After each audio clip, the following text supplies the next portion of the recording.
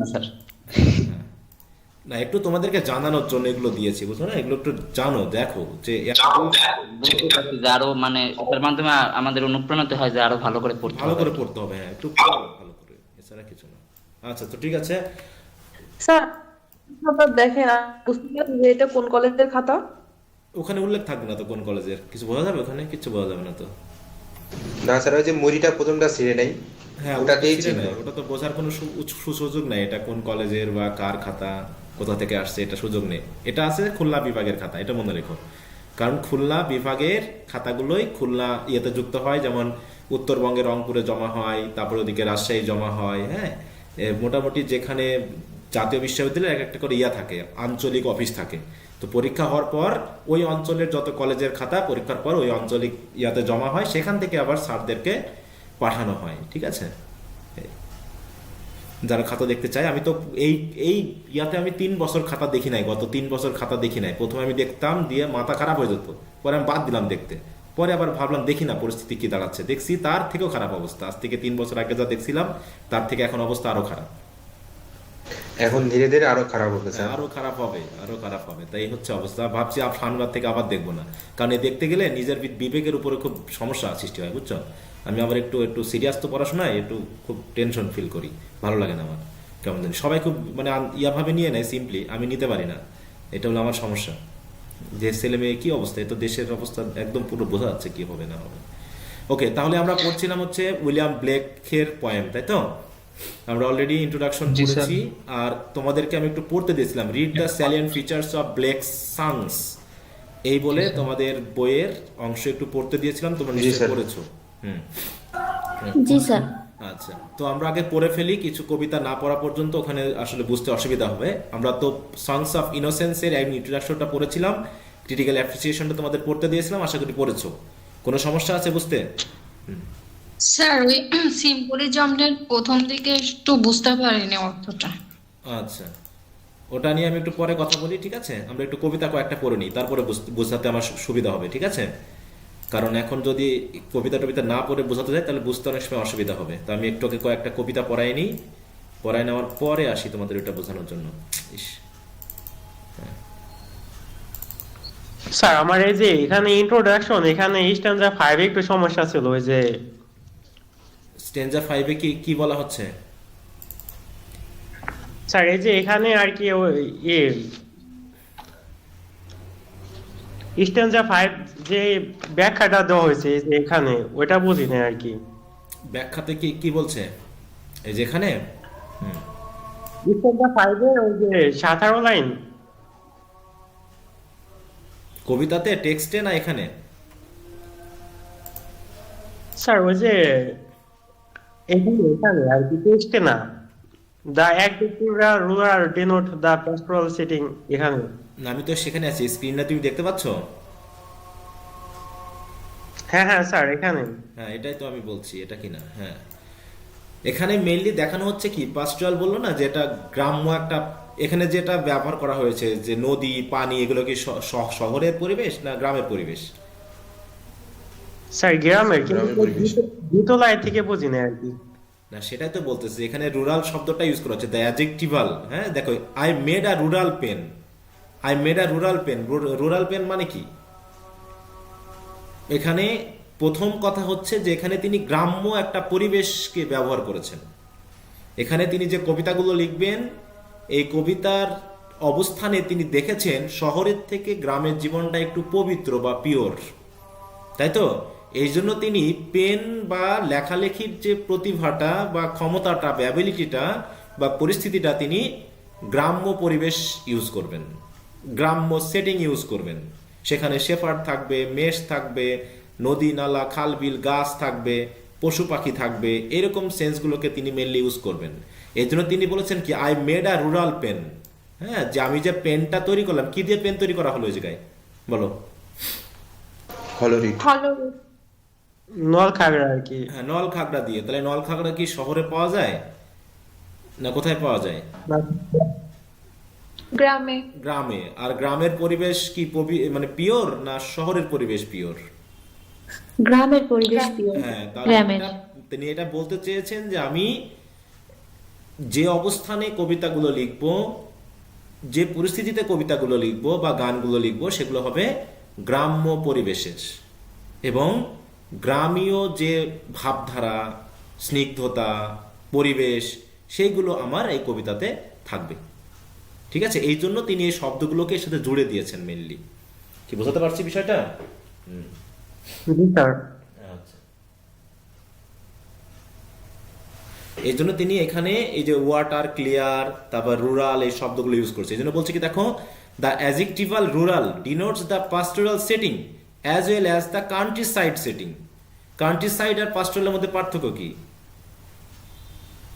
পাস্টোরাল, rural এগুলো দিয়ে কি বোঝায়? গ্রাম্য পরিবেশ, তাই না?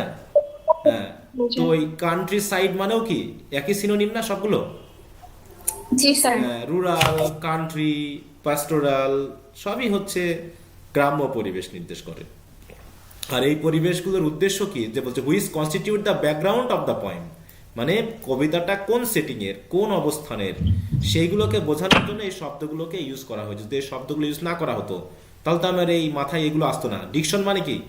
ডিকশন মানে হচ্ছে শব্দ চয়েস, মানে একটা শব্দ দেওয়ার সাথে সাথে ওই ইমেজটা আমার মাথায় চলে আসবে। কথা বুঝতে পারছো? যে আই অ্যাম ওয়াকিং, আমি জাস্ট বললাম যে আই অ্যাম ওয়াকিং, এই শব্দটার মধ্য দিয়ে কোনো ইমেজারি আসছে? আমার মাথায় কোনো ইমেজারি আসছে? না স্যার। হ্যাঁ আসছে, সেটা হলো আমি হাঁটছি, তাই না? এখন তার সাথে সাথে যদি আমি একটা ফ্রেজ জুড়ে দিই যে I am walking over a bridge, তখন মাথায় কোন সেটিং আসলো? ব্রিজ। একটা ব্রিজের ব্রিজের উপর উপরে দিয়ে আছে। হাঁটতেছি। অথবা I am walking on the roof of my house, তখন কোথায় দেখো আমার চেঞ্জ হয়ে যাচ্ছে না? আমার মাথার ইমেজটা কি চেঞ্জ হয়ে যাচ্ছে না? I am walking by the river, নদী চলে আসলো। I am walking through the jungle, জঙ্গল চলে আসলো মাথার ভিতর। I am walking on the rail, হ্যাঁ রেল লাইন যেগুলো আছে, রেল লাইনের উপর দিয়ে আমি হাঁটছি, তাহলে এখন রেল লাইন মাথায় আসলো না? তো আমার রুরাল শব্দটা ইউজ করা, আমি যদি শুধু বলতাম I made a pen, I made a pen, তাহলে আমার মাথায় কিচ্ছু আসতো না। রুরাল না মানে এটা কি হবে, আরবান, এটা কিচ্ছু আসতো না। কিন্তু যখনই আমি আরবান বা রুরাল শব্দটা অ্যাড করে দিয়েছি, অটোমেটিক আমার সেটিংটা কিন্তু মাথায় চলে এসেছে যে আমি কবি যেখানে বসে বা স্পিকার যেখানে বসে কবিতা লিখছে সেটা হচ্ছে একটা গ্রাম্য পরিবেশ। এটা বোঝাতে ব্যবহার করা হয়েছে। কি কথা বুঝতে পেরেছো? জি স্যার। জি স্যার। এরকম কিছু কিছু ওয়ার্ড আছে যে ওয়ার্ডগুলো হয়তো সরাসরি কোনো মিনিংকে নির্দেশ না করলেও কিছু সেটিংকে নির্দেশ করতে ব্যবহৃত হয়। বুঝতে পেরেছো? স্যার আবার কি সেই সমস্যা আছে নাকি 101 জনের উপযুক্ত হতে হ্যাঁ পারতেছে না? হ্যাঁ হ্যাঁ, এই সমস্যাটা মাসটা হয়ে গেছে, আমাকে আবার ক্লিয়ার করতে হবে। আজকে মনে হয় যুক্ত হতে পারছে না কয়েকজন। আচ্ছা, ওকে, স্যার, হ্যাঁ বলো। মাস প্লান্ট কি এক ধরনের একটা প্রজাতিকে বোঝাচ্ছে নাকি সরাসরি গাছের নামকে বোঝাচ্ছে? কোনটা কোনটা মানে কোনটা দিয়ে? স্যার ওই যে স্টেনজা 4 এর যে লাস্ট লাইনে আছে মার্শ প্লান্ট। ও মার্শ মানে হচ্ছে মার্শ প্লান্ট মানে হচ্ছে, মার্শ মানে হচ্ছে জলাভূমি বোঝায়। ঠিক আছে, তো জলাভূমি বোঝায়। জলাভূমি বুঝো, আবদ্ধ নালা এগুলোকে বোঝায়। তো এই আবদ্ধ নালাতে বা পানির ভিতরে যে প্ল্যান্ট বা গাছগুলো জন্ম হয় সেগুলো হয় মার্শ প্ল্যান্ট বা মার্শি প্ল্যান্ট বলা হয়। কি বুঝতে পেরেছো? আচ্ছা, জি স্যার। দেখো মার্শ মানে কি, মার্শি ল্যান্ড বা এগুলো মানে হচ্ছে যেগুলো জলাভূমি, যেখানে জল আবদ্ধ হয়ে থাকে। দেখো এই যে ওয়াটার লগড, হ্যাঁ, সগি, এই যে হ্যাঁ সোয়াম্পি, এরকম কিছু। যদি আমরা একটা ইমেজারি দেখি তাও দেখাবে যে এরকম, হ্যাঁ পানির ভিতরে যেগুলো হয় এগুলো হচ্ছে নল খাগড়া, এই যাকে এই জাতীয়, হ্যাঁ এই জাতীয় বিষয়কে বোঝানো হয়েছে মার্শি বা মার্শ, এই যে নল খাগড়া, হ্যাঁ এই। জি স্যার, আমাদের বাংলাদেশ হচ্ছে নর্থ কলম যে ডাটাগুলো পাওয়া যায় হ্যাঁ হ্যাঁ হ্যাঁ, ওগুলোর মধ্যে কিছুটা। আচ্ছা, তো বুঝতে পারছো সবাই? আর কারো কোনো প্রবলেম আছে এখানে বুঝতে? আস্তে আস্তে বোঝা যাবে, আরো কিছু যখন কবিতা পড়ে ফেলবো তখন এর ধারাবাহিকতাগুলো বুঝে ফেলবা, টেনশন করা জি কিছু স্যার, নেই। এটার কনক্লুশনে একটু সমস্যা আছে। কোন জায়গায় কনক্লুশন? ক্রিটিক্যাল অ্যাপ্রিসিয়েশনের শেষে একদম আচ্ছা হ্যাঁ, ওই পুরো প্যারাটা একটু যদি বুঝাই দিতেন। আচ্ছা, বলতেছে বাই অ্যান্ড লার্জ, মানে মূল কথা হলো Blake has own the blessings of his putative muse, the so called child on a cloud. Muse মানে বুঝি তো, মিউজ, মিউজ শব্দটা আমরা কখনো পেয়েছিলাম? এটা থার্ড ইয়ার বাবা। হ্যাঁ বলো। জাদু। না না না না না, মিউজ দেখো, ও স্যার বুঝিনি ওইটা। কবি। না, মিউজ হচ্ছে 7জন গ্রিক মিথোলজি মতে 9 সিস্টার্স, ঠিক আছে তো? এদের এক একজনের ক্ষমতা এক এক রকম। এদের কাজ হলো মেনলি, দেখো, এদের কাজ হলো এক একটা বিষয়ের সাথে রিলেশন রাখা এবং সেই বিষয়ে একজন কবিকে আশীর্বাদ দেওয়া, ব্লেসিং দেওয়া, যাতে সে ওই কাজটা করতে পারে। যেমন এখানে কি বলছে দেখো, in Greek mythology the Muses were a group of 9 sister goddesses who inspired the art, science and literature. দেখো, ক্যালিওপি ইনি কি করেন? এপিক পোয়েট্রি বা ইলোকুয়েন্স সে ব্লেসিং দেয়। ক্লিও কি করে? হিস্ট্রিতে ব্লেসিং দেয়। ইরেটো কি করে? লাভ অ্যান্ড লিরিক পোয়েট্রিতে, তাই তো? তা বলছে ইউটোরিপি মিউজিক অ্যান্ড ফ্লুটস। দেখো, মেলপোমিনি ইনি কে করেন? ট্র্যাজেডিতে উৎসাহ দেন। তারপর হচ্ছে কি Polyhymnia sacred poetry or hymns. দেখো, Terpsichore dancing and choral song. Thalia comedy.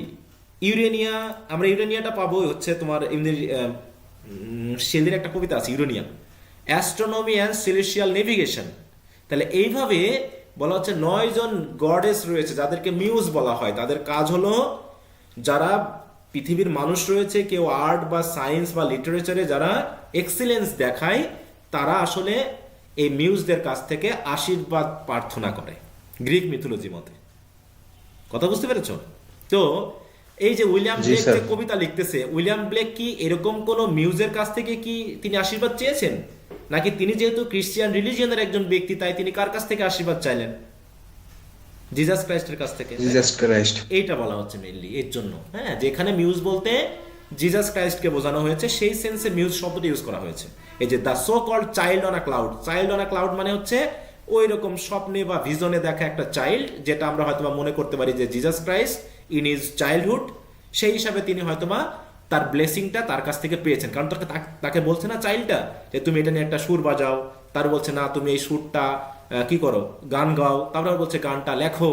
এইভাবে বলা মানে কি? এইভাবে বলা মানে হচ্ছে যে ওই মিউজরা যেমন কবিদেরকে উৎসাহ দেয়, এপিক রাইটারদের উৎসাহ দেয় এপিক লেখার জন্য, এখানেও ঠিক কবি একটা ওইরকম একটা সেন্স তৈরি করেছেন, যে সেন্সের মাধ্যমে তিনি বোঝাতে চাচ্ছেন তিনি সংস অফ ইনোসেন্স এবং সংস অফ এক্সপিরিয়েন্স নামের যে গানগুলো বা কবিতাগুলো লিখবেন, এগুলোর উৎসাহ তিনি এই চাইল্ড অন আ ক্লাউডের কাছ থেকে পেয়েছেন।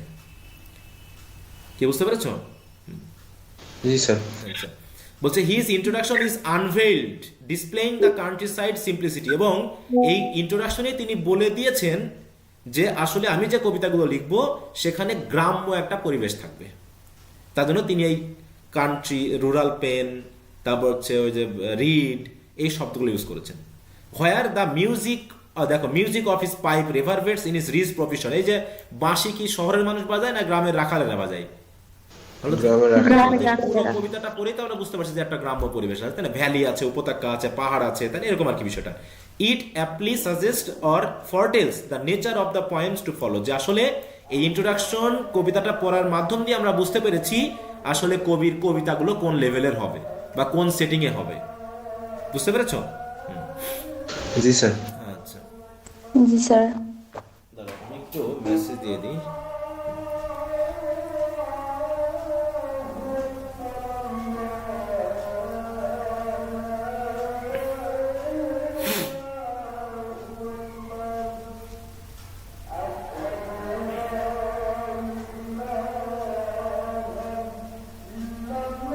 একটু আমি আজানটা শেষ হয়ে যাক, ঠিক আছে?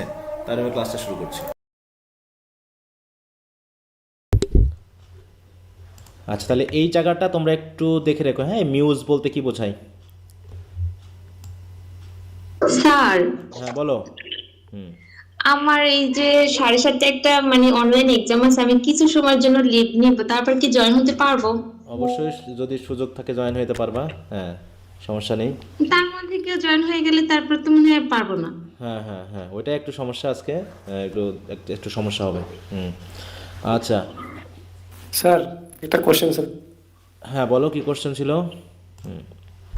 কোশ্চেন বলতে কি স্যার, সময়টা নিয়ে একটু কথা ছিল। সময়টা হচ্ছে যদি আপনি 6টা থেকে 7:30 অথবা 8টার পর দিতেন, কারণ স্যার এখন তো আজান দিল, ওই 7:30টায় আমাদের নামাজ, 7:30 থেকে 7:50 পর্যন্ত আমাদের নামাজ পড়তে হয়, তো ওইটা একটু যদি ম্যানেজ করা যায় তাহলে নামাজের একটু ভালো হতো সমস্যাটা স্যার। নিয়ে আসলে আমি সমাধান করতে পারছি না, কারণ এটা আমি গত 3-4 বছর ধরে পড়াচ্ছি এইভাবেই। এটা সমস্যার সমাধান করার সুযোগ নেই, কারণ এরপরে আবার যে ব্যাচটা আছে ওদেরও সমস্যা হয়, ঠিক আছে? অতএব কোনো না কোনোভাবেই কারো না কারো নামাজের প্রবলেমটা হবেই। হ্যাঁ, তো এই জন্য যাদের নামাজের বিষয়টা আছে তারা একটু নামাজটা হয়তো ক্লাস একটু অফ রেখে হয়তো তুমি একটু নামাজটা পড়ে আসতে পারো, অথবা আগে বা পরে যদি ওটাকে একটু করে নেওয়া যায় তাহলে সুবিধা হয়, ঠিক আছে? হ্যাঁ, তাছাড়া মেকআপ করার সুযোগটা নেই, কারণ এই টাইমে তোমাদের কয়েকটা নামাজ মানে পর পর হয় মনে হয়, তাই না? ও আচ্ছা, এই বুঝতে জন্য পারছি দেখা স্যার। যাচ্ছে আগে পিছিয়ে যেদিকেই টানি কোনো কাজ হয় না, আবার সকালেও তো তোমরা আচ্ছা ক্লাস স্যার, করো না, ঠিক আছে স্যার, এই সমস্যা জন্য। নেই। কারণ পর পর কয়েকটা নামাজ হয় যেখানে আসলে এই মেকআপটা করা যায় না। 7:15 দিলে আমরা 7টার দিকে নামাজটা পড়ে নিতে পারি স্যার, এই আর কি। কিন্তু ওদিকে যে আবার আরেকটা ব্যাচ আছে তাদের আবার তোমাদের 8টা 8:30টার পরে একটা নামাজ হয় না? হ্যাঁ, না স্যার, এটাই হচ্ছে আমাদের লাস্ট নামাজ আর কি, রাতের আর কি। ওরা একদম নামাজ না স্যার, এটা 7:30টায় যেটা জামাত হয় সেটা হচ্ছে লাস্ট জামাত। কিন্তু 8টার পরে তো দেখি যে ওই সময় একটা ইয়া হয় মনে হয় 8টার পরে। স্যার এটা ওটা হচ্ছে এখন সময় শুরু যখন হয়েছে। দিন যখন বড় হয়ে যায় তখন এই নামাজটাই 8টা 8:30টার দিকে হয়। স্যার অফিসিয়ালি হচ্ছে কি আমাদের মাগরিবের নামাজ আর হচ্ছে যে এশার নামাজ। মাগরিবের নামাজটা হয় সন্ধ্যার দিকে, আর হচ্ছে এশার নামাজটা এখন স্যার। মাগরিবের নামাজটা 6টার আগেই শেষ হয়ে যায়, এই জন্য বলতেছিলাম আর কি 6টা থেকে 7:30 পর্যন্ত যদি দিতেন এটা, তাহলে আমি তো 7:30টার পর দেখি এই যে নামাজটা। ওই 8:30 যখন একটা শুরু করি তখনও তো তোমাদের আজান পড়ে, ওই সময় স্যার তো ওগুলা আসলে স্যার বাংলাদেশে ওই রকম আর হয়, এখন বিভিন্ন জায়গায় বিভিন্ন তো।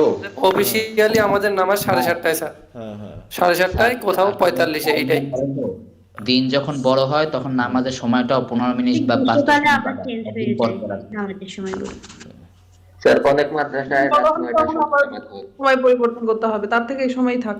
না, ওটা হলে পারে কি ওই যে বললাম ওই না, টাইমে তো হ্যাঁ। মানে 6টা থেকে বা 6:30 থেকে দিলে অনেকে বাইরে থাকে। হ্যাঁ, হয় না, আমি তো যেমন বললাম আমি তো, এর আগে থাকি। আমি গত 4 বছর ধরে এই জিনিসটা দেখতেছি। এইটাই থাক, হ্যাঁ, টাইম এরকমই চেঞ্জ থাক, করার আমরা সুযোগ যারা নেই। নামাজ পড়ি তারা একটু হ্যাঁ। কষ্ট করে হয়তো বা ক্লাস শেষে পড়তে পারবো। হ্যাঁ হ্যাঁ, একটু জামাতের সাথে এটা না বললেও চলবে, বাসাতে সমস্যা পড়তে না, পারবে। সমস্যাটা ছেলেদের জন্য। হ্যাঁ হ্যাঁ, আচ্ছা যাই হোক স্যার, এখন যদি একটু আমাদের manage করে ব্যাচটা নিতে হবে, পিছানো বা হ্যাঁ।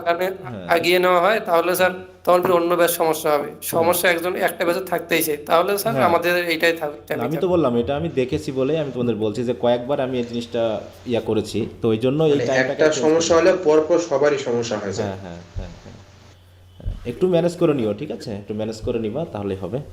ওকে ওকে। আচ্ছা, তো ঠিক আছে। স্যার কনক্লুশনের আগের প্যারার দ্বিতীয় লাইনটা যদি একটু বুঝিয়ে দিতেন। কোনটা এটা? The word stained. দ্বিতীয় লাইন এটার এটার এটার জি স্যার। আচ্ছা, ওয়ার্ড স্টেইন মানে কি? স্টেইন মানে কি বলো তো? স্টেইন বলতে কি কি বোঝায়? I stain the water clear মানে রঞ্জিত করা। বলো। রঞ্জিত করা, রং করা। হ্যাঁ, যখন মনে করো যখন কেউ রং তুলি দিয়ে ছবি আঁকে, রং তুলি দিয়ে যখন ছবি আঁকে তখন সে তার যে ব্রাশটা থাকে সেই ব্রাশে রং নেয় কেমন করে? স্যার দাগ দেওয়া বা দাগ কাটা। হ্যাঁ, মানে একটু টেনে নেয় না এরকম করে, মানে রঙের উপরে একটু টেনে নেয় না? তা পানি থেকে তুমি যখন একটা মনে করো তুমি তোমার হাতে একটা লাঠি আছে, এই লাঠিটা দিয়ে যখন তুমি পানির উপরে ওইটাকে তুমি একটু ভিজাবা মনে করো, তাহলে তুমি একটু পানি থেকে টেনে নাও না, এবং ধরে লাঠিটা ধরে তুমি একটু পানির উপর দিয়ে টান দাও, এটা হলো স্টেইন করা, ঠিক আছে? তার স্যাঁচড়ানোর মতো। হ্যাঁ, স্যাঁচড়ানোর মতো, ইয়েস, বাংলা কথা যেটা বলেছো সেই রকমই। তো এখানে সেই শব্দটা একটা জিনিস, সেটা দিয়ে কি হতে যাচ্ছে? মে সিম টু হ্যাভ, মানে হচ্ছে মে সিম টু হ্যাভ মানে কি? হতে পারে। এই ওয়ার্ডটার মিনিং এটাও হতে পারে। কি হতে পারে? To have an echo of verbal ingenuity, যেটার মিনিংটা হয়তো তিনি সরাসরি এখানে দেননি, তিনি হয়তো এখানে একটা সেন্স আনার জন্য এটাকে তিনি নতুন করে সৃষ্টি। ইনজিনিউইটি মানে কি? তার নতুন একটা, মানে কি বলবো, একটা বিশেষ দক্ষতা বা বিশেষ একটা নতুন সিস্টেম বা সেন্স তিনি যুক্ত করার জন্য এই শব্দটা এখানে ইউজ করেছেন, এটা বলতে তিনি চেয়েছেন, ঠিক আছে? আর এটা দিয়ে বোঝা যাচ্ছে যে তিনি আসলে ওই মানে রং তুলির মতো করেই তিনি যেন প্রাকৃতিক বিষয়গুলোকে ব্যবহার করতে চাচ্ছেন। হ্যাঁ, এই সেন্সটাকে একটু মনে রাখবা। একটু নিজের ইমাজিনেশন পাওয়ারটাকে খুলে দাও, দিয়ে ওপেনলি ভাবার চেষ্টা করো যে আসলে কী বলতে চাচ্ছে। কারণ এই যে শব্দগুলো আছে, এই সব শব্দগুলো নিয়ে খুব বেশি গবেষণা করে খুব একটা বিষয় পাওয়া যায়নি। আমরা কয়েকদিন পড়লাম না যে তার যে কবিতাগুলো, এই কবিতাগুলো নিয়ে যারা গবেষণা করেছে তারাও কি অরিজিনাল বিষয়গুলো ঠিকমতো পেয়েছে বুঝতে? বলছে না যে না খুব স্যার, কম এমন মানুষই লিখছেন আছে। যে হ্যাঁ, বলছে খুব কম সম্পূর্ণটা কম clear হয়নি। বিষয়ই জানা গেছে। হ্যাঁ, তার এই শব্দ, তার এই শব্দচয়ন, তার এই কবিতার অর্থ, সিম্বল, বিষয়গুলো খুব কমই বুঝতে পেরেছে সবাই। অধিকাংশই বুঝতে পারেনি যে আসলে কেন তিনি এগুলো ইউজ করেছেন বা এগুলো তিনি কি বলতে চেয়েছেন। হ্যাঁ, কারণ বলতেছে কি আমাদের মাথায় ওগুলো খুব একটা কাজ করেনি। তিনি এমন একটা মানে মিস্ট্রিয়াস একজন ব্যক্তি ছিলেন যে তিনি হয়তোবা যা ভাবতে পারতেন, যা বুঝতে পারতেন, আমাদের সাধারণ মাথায় হয়তোবা সেগুলো খেলছে না। এই জন্য অনেক গবেষকও তার সম্পর্কে ক্লিয়ার ধারণা দিতে পারেনি। এই জন্য আমাদেরকে মোটামুটি এইভাবে বুঝে নিতে হচ্ছে, ঠিক আছে, বিভিন্ন ক্রিটিক্সের কাছ থেকে। এছাড়া তিনি অরিজিনালি কী বলতে চাইছেন তা বোঝা মুশকিল। আচ্ছা, তো ঠিক আছে, এগুলো অনেক শব্দ আছে যেগুলো আমরা একটু মিউট রাখো। হ্যাঁ, যে অনেক বিষয় আছে যেগুলো আমরা বিভিন্ন কবিতা পড়ার মাধ্যমে বুঝবো। এখানে অনেক কিছু তোমরা বুঝবা না, কারণ অনেকগুলো কবিতার সেন্স এখানে দিয়ে কম্পারেটিভলি স্টাডি করা হয়েছে, যেগুলো কবিতাগুলো না পড়া পর্যন্ত তুমি এগুলো ক্লিয়ার হবে না। অতএব এখন এগুলো বলে খুব একটা সময় নষ্ট করে লাভও নাই, কারণ ওগুলো পড়ে আসলে তখন তুমি এটা যখন আবার পড়তে আসবা তখন বুঝতে পারবা, এখন না। ওই জন্য আমরা পড়ে ফেলি আগে, ঠিক আছে, আরও কয়েকটা কবিতা। আচ্ছা, কারণ এখানে ইন্ট্রোডাকশন যখন সংস অফ ইনোসেন্স থেকে যখন সংস অফ এক্সপিরিয়েন্সের সাথে কম্পেয়ার করবে, তখন দেখবা যে তুমি তো এখন সংস অফ এক্সপিরিয়েন্স ইন্ট্রোডাকশন পড়োইনি, তাহলে তুমি এখন কেমন করে বুঝবা যে ওখানে কী বলা হচ্ছে। কারণ এখানে সেটাই বলা হচ্ছে, দেখো এই যে ইডেন অফ গার্ডেন, ইডেন গার্ডেনে কোথা থেকে পেয়েছে, কোত্থেকে আসলো, তাহলে আমাকে নিশ্চয়ই আরেকটা যে ইন্ট্রোডাকশন আছে সেটা পড়ে ফেলতে হবে। আচ্ছা, তাহলে সংস অফ এক্সপিরিয়েন্স ইন্ট্রোডাকশনটা আমরা একটু পড়ি, ঠিক আছে। আচ্ছা, এটা পড়ার আগে আমি বাইবেল থেকে একটু তোমাদেরকে কিছু জিনিস পড়াই। হ্যাঁ, একটু প্রথম দিকের।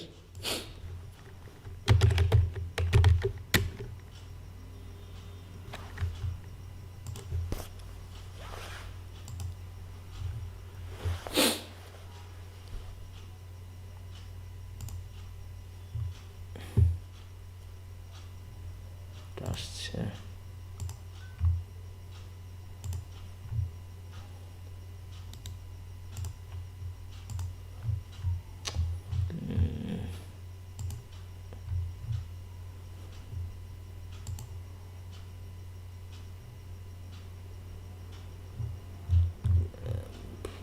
ফ্রি নাই এখানে,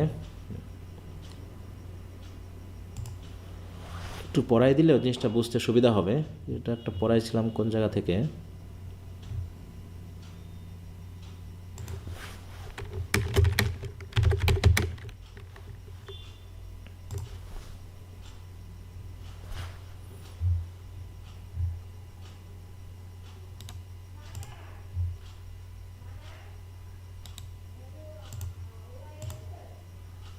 না এটা আসছে না তো, সব তো ঘুরে ফিরে ওটাই এসে যাচ্ছে।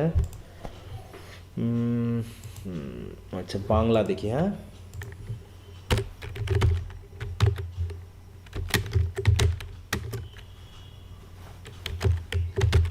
স্যার, আপনি যে একটা বাংলা বইয়ের কথা বলছিলেন, পুরাণ কাহিনী, হ্যাঁ, হ্যাঁ, কিন্তু ওটা তো এখন দেখতেছি যে চিরায় তো পুরাণ, হ্যাঁ, চিরায়ও তো পুরাণ। এটা নিলে কি হবে? হ্যাঁ, ওই একই জিনিস, তুমি গডেস এগুলো সম্পর্কে একটু জানলেই হবে। আচ্ছা, তো আমরা একটু পড়ি, ঠিক আছে। দেখো, এখান থেকে আমি বাংলায় নিয়ে আসলাম, তো ইংলিশটা আমি আনতে পারতেছি না। বাইবেলের একদম প্রথম বই, সেটাকে বলা হচ্ছে জেনেসিস বা আদি পুস্তক। এখানে অ্যাডাম ইভের জন্ম, এই বিষয়গুলো, পৃথিবীর সৃষ্টি, এই বিষয়গুলো আমরা একটু জানবো। একটু 2-1টা চ্যাপ্টার পড়তে হবে, তাহলে একটা ক্লিয়ার ধারণা হবে এখান থেকে। হ্যাঁ, মনে করো আমি যা তোমাদেরকে পড়াবো সেই জিনিসটা তোমার পরবর্তী ইয়ারগুলোতেও কাজে লাগবে। যেমন এখন থার্ড ইয়ারের কিছু কিছু বিষয় আছে, যেহেতু আমি এগুলোকে সেকেন্ড ইয়ারে পড়েছিলাম বলে ওদেরকে কিন্তু এখন বিষয়গুলো ক্লিয়ার হচ্ছে। হ্যাঁ, তারা ক্লিয়ারলি বুঝতেছে, কিন্তু ওইগুলো আমি আগে না পড়াতাম তাহলে কিন্তু পরে আবার বুঝতে অসুবিধা হতো। তো আমি একটু বিশ্লেষণধর্মী পড়াচ্ছি, এই জন্য একটু ধৈর্য ধরে পড়বা, ঠিক আছে। কারণ এই জিনিসগুলো দেখা যাচ্ছে আরেক জায়গায় গিয়ে তোমাকে কাজে লাগাতে হচ্ছে।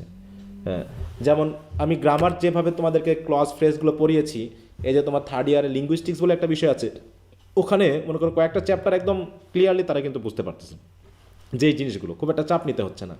তো এরকম কিছু তথ্য থাকবে, কিছু বিষয় থাকবে, কিছু কথা থাকবে যেগুলো সাহিত্যকে বুঝতে হলে তোমাকে ওই জিনিসগুলো লাগবে, কারণ ওখানে ছোটো ছোটো রেফারেন্স আছে। কিন্তু রেফারেন্স যদি তোমাকে ধরিয়ে দেয়, তুমি দেখবা যে সহজেই বুঝতে পারছো ওখানে কি বলা হচ্ছে। আর রেফারেন্স যদি না বুঝো তাহলে আসলে ওই জায়গাটা তুমি ক্লিয়ার হতে পারবে না। তো এখানে আমি যেটুকু পড়াচ্ছি একটু ধৈর্য ধরে শুনবা। দেখো, জগৎ সৃষ্টির যেটা বিবরণ, গণিতের সূত্রের মতো। হ্যাঁ, যে তুমি সূত্রে ফেলবা অঙ্ক হয়ে যাবে, তাই না? তাই বলছে পৃথিবীর সৃষ্টি সম্পর্কে বাইবেলে কি বলা আছে। দেখো, আদিতে ঈশ্বর আকাশমণ্ডল ও পৃথিবী সৃষ্টি করলেন। তাহলে প্রথমে তিনি কি সৃষ্টি করলেন? সৃষ্টিকর্তা। এখন কোরআনে কি বলা আছে সেটা নিয়ে আমরা ভাববো না, ঠিক আছে? তো এখানে যে আমরা কিন্তু ধর্ম নিয়ে কথা বলছি না, এটা একটু ভাববো। আবার তোমাদের একটু বলে নি, কারণ এর আগে তোমাদের সাথে তো ঝামেলা হয়েছিল নাকি? হ্যাঁ, ফার্স্ট ইয়ারে। এই জন্য বলছি যে আমি এখানে ধর্ম প্রচারও করছি না, বা ধর্ম নিয়ে কথা বলছি না, বা ধর্ম বিশ্বাস করার জন্য বলছি না। আমরা একটা জিনিসকে জানছি, হ্যাঁ জানছি, কারণ আমাদের একটা প্রয়োজন আছে, এই কারণেই। এই জন্য তোমাদের বিষয়ে কি বলা আছে না বলা আছে সেটা নিয়ে আমাদের কথা না, কথা হচ্ছে এখান থেকে আমাদের সাহিত্যের সাথে যতটুকু লাগবে ততটুকু আমরা গ্রহণ করব। ওকে, বলছে আদিতে ঈশ্বর আকাশমণ্ডল ও পৃথিবী সৃষ্টি করলেন। এখন তাহলে তিনি প্রথমেই সৃষ্টি করলেন পৃথিবী এবং আকাশমণ্ডল, তাই তো? আকাশমণ্ডল বলতে শুধু আকাশ বোঝাচ্ছে না, আকাশের সব কিছু, আকাশের সব আকাশের মহাবিশ্বে যা কিছু থাকে তাই। এবং পৃথিবী বলতে তাহলে আমরা যেহেতু মানুষ আছি, তাই পৃথিবী আকাশমণ্ডলের একটা অংশ, কিন্তু পৃথিবী কি আকাশমণ্ডলের বাইরে? বলো তো, গ্রহ নক্ষত্রের বাইরে? না স্যার। কিন্তু আমরা কেন পৃথিবীকে আলাদা করে বললাম? কারণ এখানে আমরা বসবাস করি, মানুষ, তাই পৃথিবীকে আমরা বিশেষ একটা গ্রহ হিসাবে বা অংশ হিসাবে ধরে নিলাম, যে তিনি আকাশমণ্ডলও সৃষ্টি করলেন, পৃথিবীও সৃষ্টি করলেন। আর আকাশমণ্ডল বললেই তো হয়ে যায় যে ওর ভিতরে পৃথিবীও আছে, তাই না? তারপর আমরা ওটাকে আলাদা করে বলেছি। পৃথিবী ঘোর ও শূন্য ছিল, তখন পৃথিবী ছিল কি? অন্ধকার, শূন্য, এই যে, তাই তো? এবং অন্ধকার জলধির উপরে ছিল। এখানে জলধি মানে বুঝবা জল না, কিন্তু একটা ওয়েব। ওয়েব মানে কি বুঝি আমরা? কি ওয়েব বলতে শুধু কি ওই নদী সাগরের ঢেউকে বুঝি, নাকি ওয়েব লেন্থও আছে পৃথিবীতে, যেটা আমরা দেখতে পাই না চোখে? না স্যার, দেখতে পাই না। একটা ওয়েব লেন্থ আছে না, এটা হলো জলধি। আর ঈশ্বরের তরঙ্গ বুঝিয়েছে কি? বলো, হ্যাঁ তরঙ্গ, তো ওয়েব লেন্থ মানে তরঙ্গ, এটাই বলতেছি। ওয়েব লেন্থ মানে তরঙ্গ, যে তরঙ্গ দিয়ে আমরা এই যে ইন্টারনেট কানেকশন ইয়া করি, তাই না? এইরকম কিছু। আর ঈশ্বরের আত্মা জলের উপরে অবস্থিতি করতেছিলেন। এই জল বলতে এই জলধির উপর, মানে ভেসে বেড়াচ্ছিল ঈশ্বরের আত্মা, ঠিক আছে? তো ঈশ্বর বা সৃষ্টিকর্তা যেটা আমরা বলি, তিনি একটা সোল বা স্পিরিট, যেটা সুপার সোল বলি আমরা, যেটা উইলিয়াম ওয়ার্ডসওয়ার্থ বা এগুলো পড়তে গিয়ে আমরা পাবো যে সুপার সোল, যেখান থেকে আমরা এসেছি। তাই বলছি ঈশ্বরের আত্মা জলের উপরে অবস্থিত। তার মানে কি, এই যে এখন তিনি আকাশমণ্ডল এবং পৃথিবী সৃষ্টি করলেন, এই সময় কি গরু ছাগল ভেড়া এগুলো কিছু সৃষ্টি হয়েছে এখনো? মানুষ না, কিচ্ছু হয়নি, শূন্য, পুরো কিচ্ছু হয়নি, গাছপালা থেকে কিচ্ছু হয়নি, শুধু আকাশমণ্ডল আর পৃথিবী, এইটুকু একটা গ্রহ নক্ষত্র তৈরি হয়েছে। আর ঈশ্বরের আত্মাও এই মহাশূন্যের উপরে বিচরণ করতেছিলেন, এরকম একটা বিষয় ধরে রাখো। পরে ঈশ্বর কহিলেন দীপ্তি হোক। দীপ্তি মানে কি? আলোকিত হোক, চারিদিকে কি হলো? আলোকিত হোক। এখন আলো তো তিনি সৃষ্টি করে ফেললেন, তাই না? তার বলার সাথে সাথে কি হয়ে গেল? চারিদিকে আলো সৃষ্টি হলো। বলছে পরে ঈশ্বর কহিলেন দীপ্তি হোক, তাহাতে দীপ্তি হইল।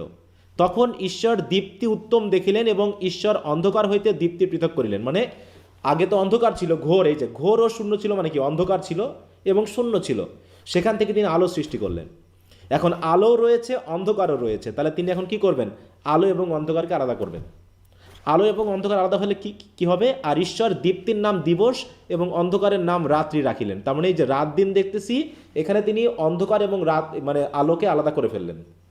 আর সন্ধ্যা ও প্রাতকাল হইলে প্রথম দিবস হইল। তার মানে এইভাবে আলোর একটা সময় দিলেন, তিনি আলোকে একদম নষ্ট করলেন না, অন্ধকারকে তিনি একদম নষ্ট করে ফেললেন না, বরং অন্ধকারকেও একটা সময় দিলেন, আলোকেও একটা সময় দিলেন, দিয়ে অন্ধকারের সময়টার নাম দিলেন রাত, তাই তো? আর অন্ধকারের নাম দিলেন রাত, আর দিনের নাম হলো কি? আলোর নাম হলো দিন। এইভাবে সন্ধ্যা হবে, রাত হবে, এইভাবে, তাই তো? আবার সকাল হবে, এই যে চক্রাকারে চলবে, এইভাবে একটা দিন গণনা করা হবে, মানে 24 ঘন্টা যেটা আমরা বলি, রাত দিন মিলে 24 ঘন্টা। তাহলে এটা হয়ে গেল, তাহলে একদিন গেল।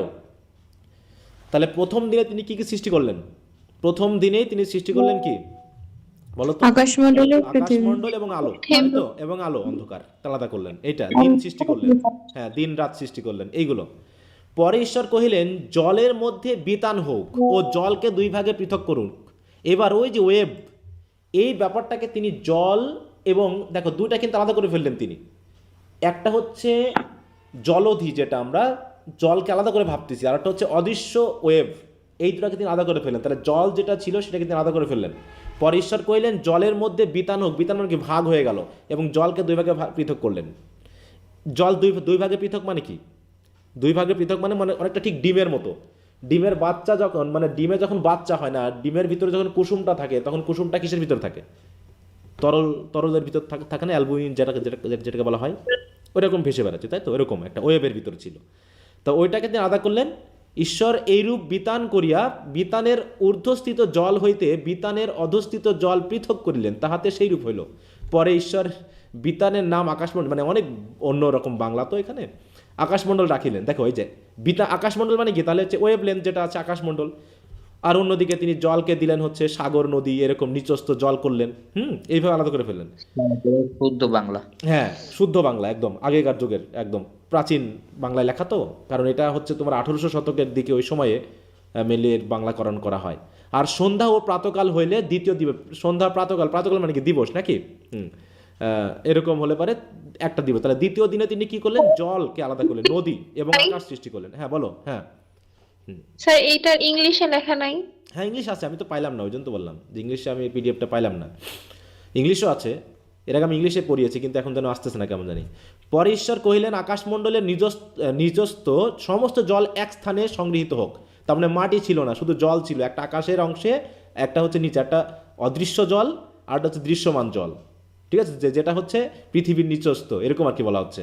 এক স্থানে সংগৃহীত হোক ও স্থল স্বপ্রকাশ হোক, তাহাতে সেই রূপ হইল।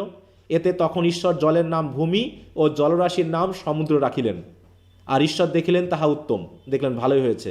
পরে ঈশ্বর কহিলেন ভূমি তৃণ, তাই তো, বীজ উৎপাদক ঔষধি এবং সজীব স্ব জাতি অনুযায়ী ফলের উৎপাদক ফল বৃক্ষ ভূমির উপরে উৎপাদন করুক।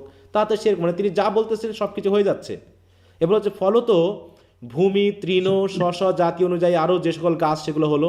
আর ঈশ্বর দেখলেন সব ভালো, এবং সন্ধ্যা ও প্রাতকাল হলো তৃতীয় দিবস হইল। তাহলে তৃতীয় দিন তিনি কি করলেন? পানি এবং মাটি আলাদা করলেন এবং ভূমির উপরে বিভিন্ন গাছপালা সৃষ্টি করলেন। মানুষ কি এখনো সৃষ্টি হয়েছে?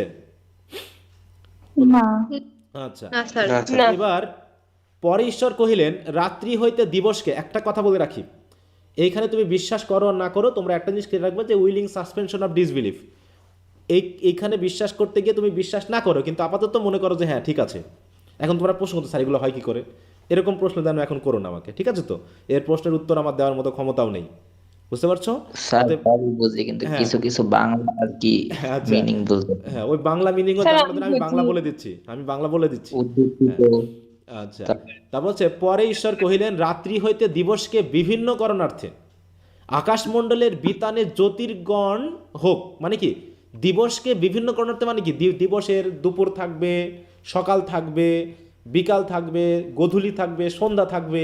এই জন্য তিনি জ্যোতির্গণ মানে কি, যে আকাশে যে তারা আছে, সূর্য আছে, বা তারপর যে মানে কি বলবো, এই যে দেখেন চাঁদ আছে, চাঁদ, তাই না, এইগুলোকে তিনি ব্যবহার করলেন। তাহলে সে সমস্ত চিহ্নের জন্য, ঋতুর জন্য এবং দিবসের ও বৎসরের জন্য হোক। মানে তিনি তাদের দিয়ে এই যে জ্যোতির্গণ বা হচ্ছে বিভিন্ন রকমের যে অ্যাস্ট্রোনমিক্যাল যে ইয়াগুলো আছে, তারা নক্ষত্র, এদের মাধ্যমে তিনি কিন্তু বৎসর, ঋতু এইগুলোর উপর দায়িত্ব দিয়ে দিলেন। এবং পৃথিবীতে দীপ্তি দিবার জন্য দ্বীপ বলিয়া আকাশমণ্ডলের বিতানে থাকুক। দ্বীপ বলিয়া মানে কি, ওখানে মেঘ, তাহলে মেঘের উপরে বা আকাশের উপরে তিনি দুটা জিনিস সৃষ্টি করলেন, দিনের জন্য সূর্য আর রাতের জন্য কি, রাতের জন্য চাঁদ। আর এছাড়াও ছোট ছোট আরো যে সকল নক্ষত্র রাজি রয়েছে সবকিছু।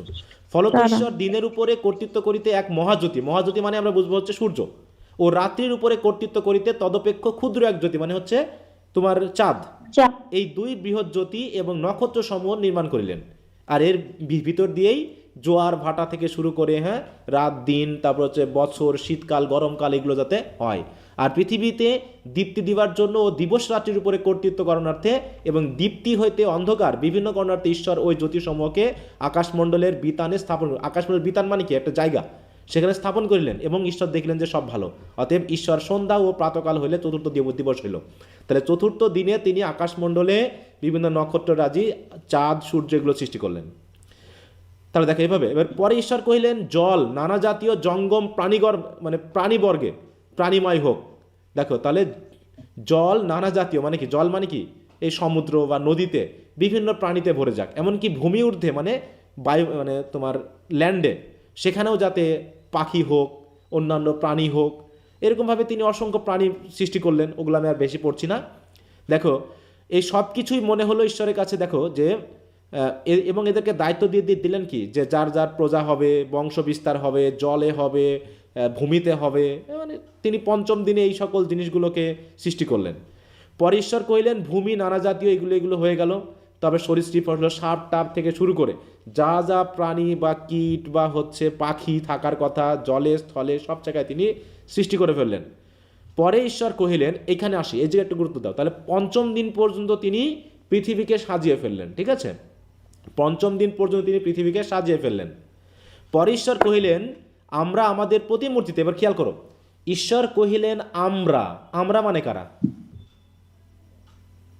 ঈশ্বর তো একাই ছিল, আমরা এখন বললাম ঈশ্বর একা ছিল না, বিভিন্ন রকম অ্যাঞ্জেল নাকি স্যার? হ্যাঁ হ্যাঁ হ্যাঁ, আমরা মানে হচ্ছে তার সাথে রিলেটেড যে সকল ফেরেশতারা রয়েছে, অ্যাঞ্জেলরা রয়েছে, তাদেরকে বোঝানো হচ্ছে যে আমরা আমাদের প্রতিমূর্তিতে আমাদের সাদৃশ্যে মনুষ্য নির্মাণ করি। তখন তিনি চাইলেন কি মানুষ সৃষ্টি করবে, কারণ কি এই যে এত কিছু সৃষ্টি করলাম এগুলোর উপর কর্তৃত্ব করবে কে? আর তাহারা সমুদ্রের মৎস্যের উপরে, আকাশের পক্ষীদের উপরে, পশুগণের উপরে, সমস্ত পৃথিবীর উপরে এবং ভূমিতে গমনশীল যাবতীয় সরীসৃপের উপরে কর্তৃত্ব করুক। তার মানে ঈশ্বর মানুষ সৃষ্টি করে তিনি পৃথিবীর উপরে তাদের কর্তৃত্ব দিয়ে দিলেন। পরে ঈশ্বর আপন প্রতিমূর্তিতে মনুষ্যকে সৃষ্টি করিলেন, ঈশ্বরের প্রতিমূর্তিতে তাহাকে সৃষ্টি করিলেন, পুরুষ ও স্ত্রী করিয়া তাহাদেরকে সৃষ্টি করিলেন। এখন কীভাবে পুরুষ স্ত্রী হলো সেটা সংক্ষিপ্ত ব্যাপার বলা হচ্ছে, দেখো।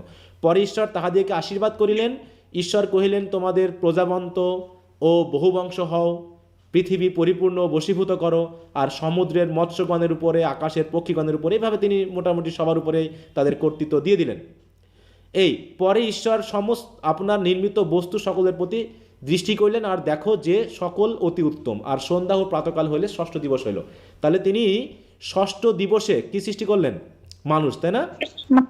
হ্যাঁ, তিনি কিন্তু ষষ্ঠ দিবসে মানুষ সৃষ্টি করলেন। এখন সপ্তম দিবস কিসের জন্য আছে?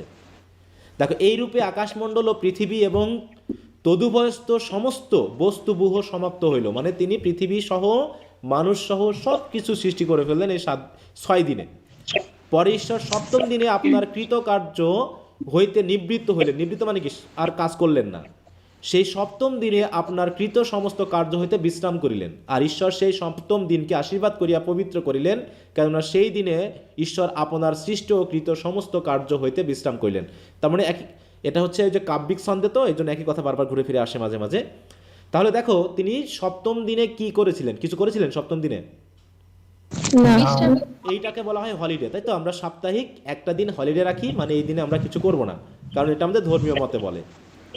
এবং ষষ্ঠ দিন পর্যন্ত তিনি মানুষ সৃষ্টি। এখন আসলো এই যে মানুষের উপর তিনি এত কর্তৃত্ব দিলেন, সব কিছু তো মানুষকে দিয়ে দিলেন, তাই না? তিনি তাহলে মানুষকে আবার তিনি সৃষ্টি করলেন, কিভাবে সৃষ্টি করলেন? কার মতো করে সৃষ্টি করলেন? নিজ অবয়বে বা নিজের মতো করে। তাহলে মানুষ কি হাদিসে জিনিসটা আছে যে আল্লাহ তাআলা আদমকে নিজ অবয়বে তৈরি করেছেন। হ্যাঁ, তাহলে তিনি যে তৈরি করলেন এটা, তাহলে কি তিনি তাকে দরিদ্র রূপে তৈরি করেছিলেন, গরিব রূপে? না। তাহলে তো পৃথিবীর কর্তৃত্ব তার উপর দিয়ে দিয়েছে মানুষকে সৃষ্টিকর্তা। তাহলে কিসের মানে দারিদ্রতা সে অনুভব করবে? তা তো দরিদ্র হওয়ার কথা না। তার তো মানে সৃষ্টির ঈশ্বরের পরেই তো তার অবস্থান, এরকম না ব্যাপারটা? যেমনটা দারিদ্রতা মানব সৃষ্টি আর কি। হ্যাঁ, তাহলে সেই কথাগুলো আসবে যে যেখানে সৃষ্টিকর্তা আমাদের এত রিস্ক করে তৈরি করলেন, আমাদের সব কিছু দিয়ে দিলেন, পৃথিবীকে পর্যন্ত আমাদের দিয়ে দিলেন যে তোমরা এর উপরে প্রাণী কুল থেকে শুরু করে যা কিছু আছে সব কিছুর উপর কর্তৃত্ব করো, তাহলে কেন?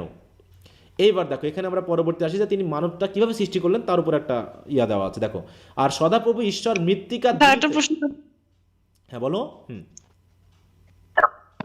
স্যার, এখানে ঈশ্বর বলতে আল্লাহকে বোঝাচ্ছে নাকি যীশু খ্রিস্টকে বোঝাচ্ছে? না না, আল্লাহকে, আপনাদের বাইবেল মতে। হ্যাঁ, আল্লাহ মতে গড বা আল্লাহকে বোঝাচ্ছে। জিসাস ক্রাইস্টের পরের ঘটনা, ওটা অনেক পরে।